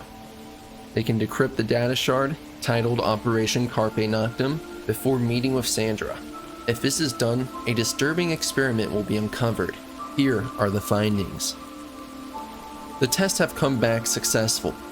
The artificial intelligence CN07 has proven itself capable of bypassing commercial, device-specific, and macro security systems accessible to NightCorp employees of the lowest ranks. None of the test subjects were aware that this experiment was being conducted on them. In compliance with the orders it was given, CN07 focused mostly on subject HK13, which at the time of the experiment's commencement was classified as calm and empathetic. After a period of subliminal conditioning, as we predicted, HK13 began to display acute psychopathic behavior. The highlight was a dispute over coffee, during which HK13 strangled one of their colleagues, then jumped out of a 16th floor window of the research facility. We will soon commence the next phase of the procedure and install CN07 onto the devices of our actual target. End quote. It's obvious what is happening here. NightCorp is utilizing artificial intelligence to control not just their workers, but other figures NightCorp deems useful to them. This likely sounds familiar, and it should. This information can easily be tied into the Dream On questline, in which V investigates the apartment of Jefferson Perales, a member of the Night City Council and a candidate in the upcoming election for mayor. Jefferson explains that he witnessed an intruder in their apartment several nights ago. He recalled shooting the man, but losing consciousness shortly after. Oddly, their private security, SSI, denied that an incident occurred. During his search of the apartment, he will locate a secret monitoring station, whereby Elizabeth and Jefferson were being observed without their knowledge.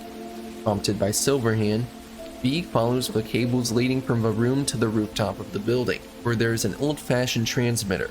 After scanning the vicinity, the direction of the transmitter's dish reveals a distant van near another antenna.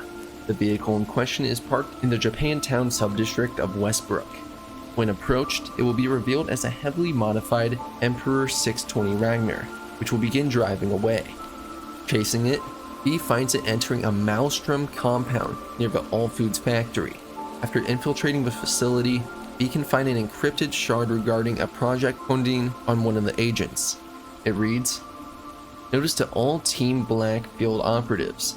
Project Condine has sustained a Class A security breach and has been suspended, effective immediately. Blue and Orange teams are withdrawn.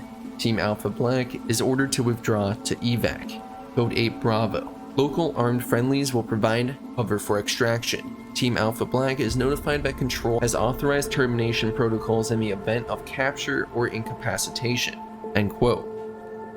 So obviously V's knowledge of this has forced the agents to fall back and activate some new protocols in relation to this project, though it becomes obvious that the project isn't altogether abandoned. It's worth way too much to give up on. Accessing the vehicle's database will uncover evidence that a shady organization is manipulating the brains of Jefferson, Elizabeth, and others to modify personalities and behavior. The process had already caused severe memory loss to both Jefferson and Elizabeth. The existence of the security contractor SSI is clearly a front for another corporation or group, which is heavily implied to be Night Corp during the full disclosure questline by Sandra Dorset. Jefferson will be waiting for you in a park located in Corpo Plaza in the city center.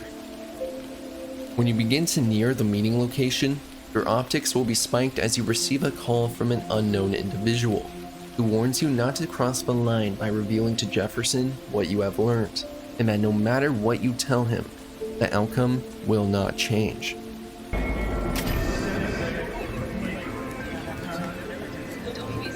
Yeah? It doesn't matter what you tell me. It doesn't matter what you think of doing or doing. You can't change anything. What? We know who you are. We know what you are.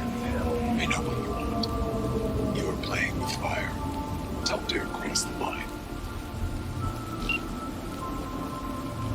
In the meeting location, Jefferson asks V about the investigation's result. You can choose to tell Jefferson the truth about the brainwashing, or lie and omit the information you got from the van. If you decide to tell him the truth, Jefferson is shocked by the terrifying information, and also angry at Elizabeth about lying to him. He will decide to play along with his manipulator's plans until he sees an opportunity to expose them, but potentially risking his life and the lives of his family. If V follows the words of Elizabeth and chooses to lie to Jefferson, he will tell him that there is no news and the SSI had been receiving money from Weldon Holt among many other clients. Jefferson will decide to win the election first and then deal with Holt later. But either way, just like the unknown caller said, no matter what you say, the outcome will not change.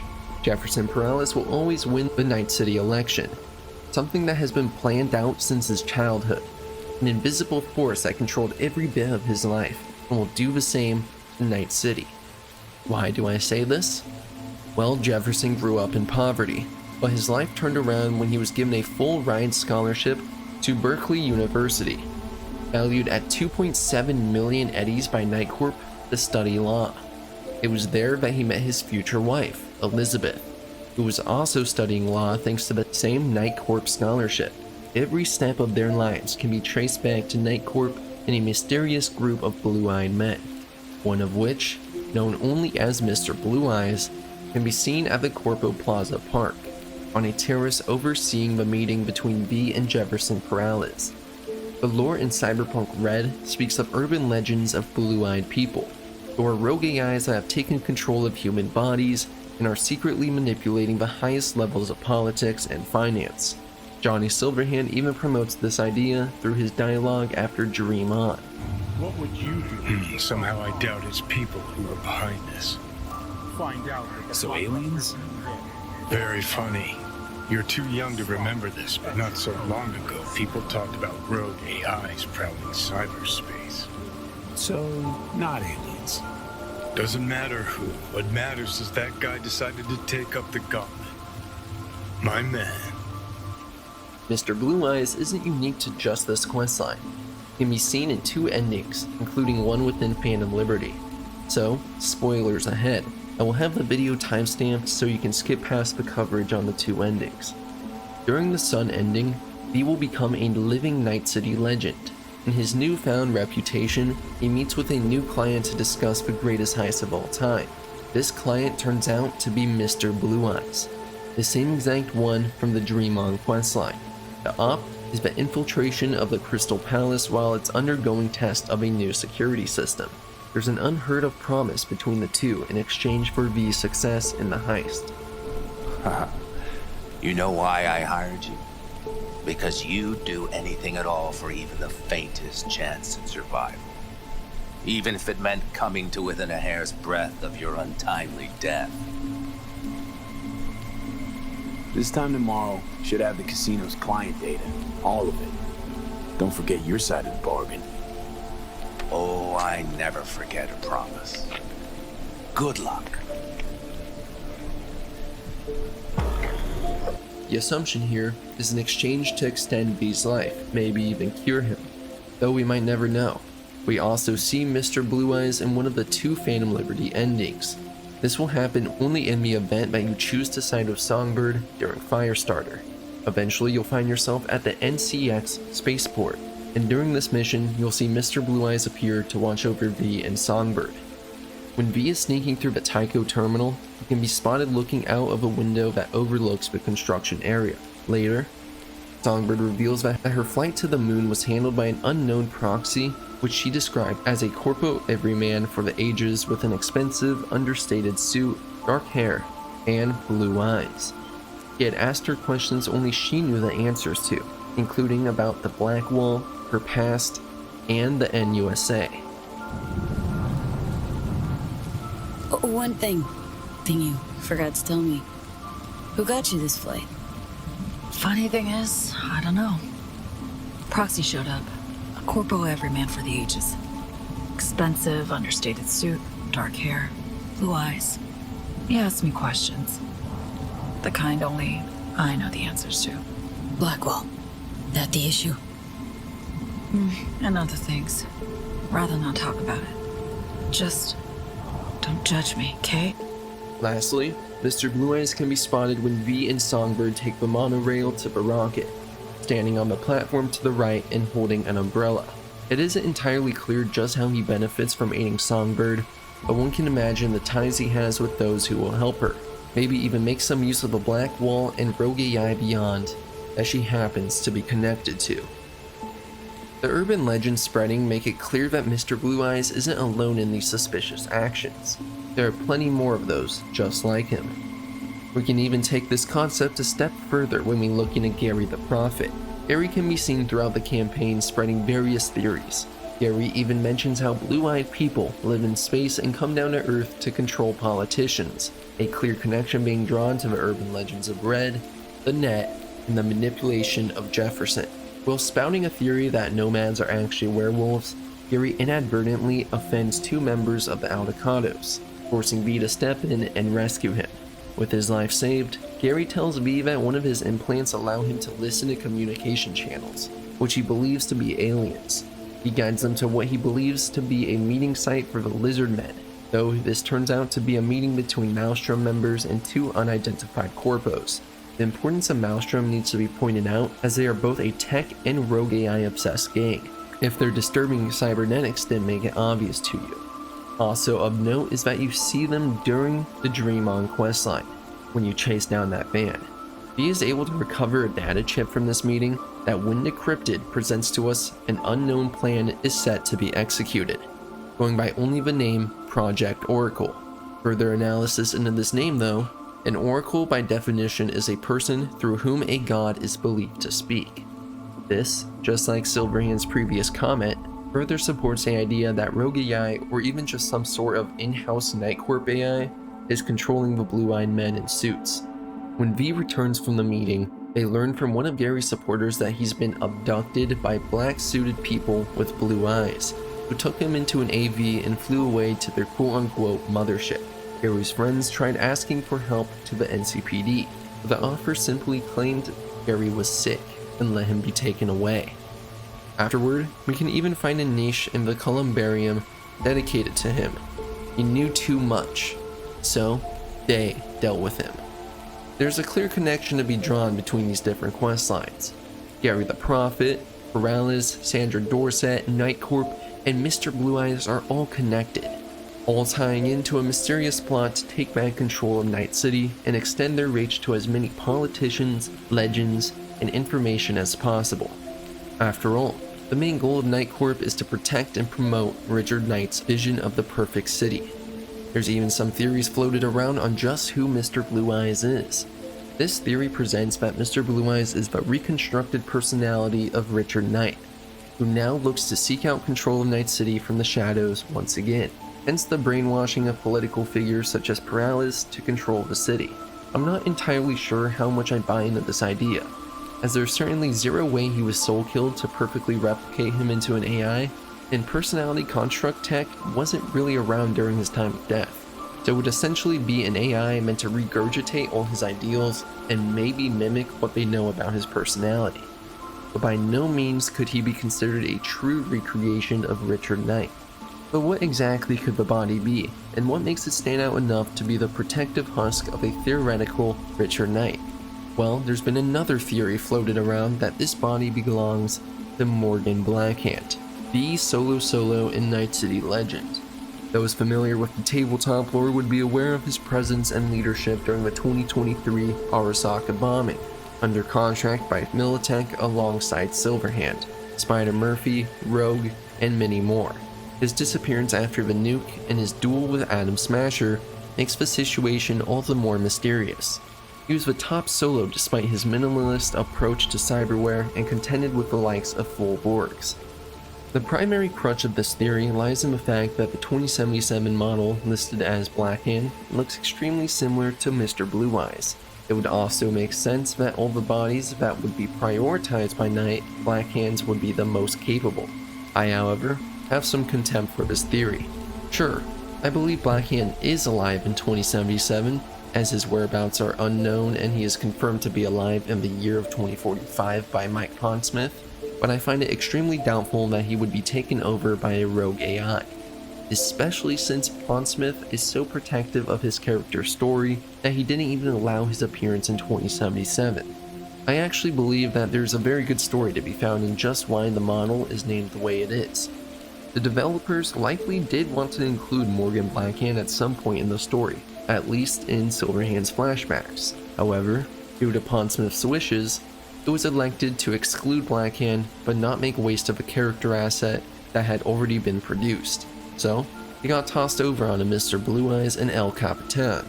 I don't think there's any more to that story, and I think the detail gets looked into a little bit too much. It's pretty common for assets to be recycled in game development. So, is Mr. Blue Eyes a reconstruction of Richard Knight? Possibly. Is he controlling Blackhand's body? Extremely doubtful. Though don't forget that at the end of the day, these blue-eyed men could also be rogue AI from beyond the Black Wall, infiltrating Night Corp in Night City to fulfill their own agenda. With the personality and appearance tech that NUSA has, you can't truly trust anybody in Night City to be who they say.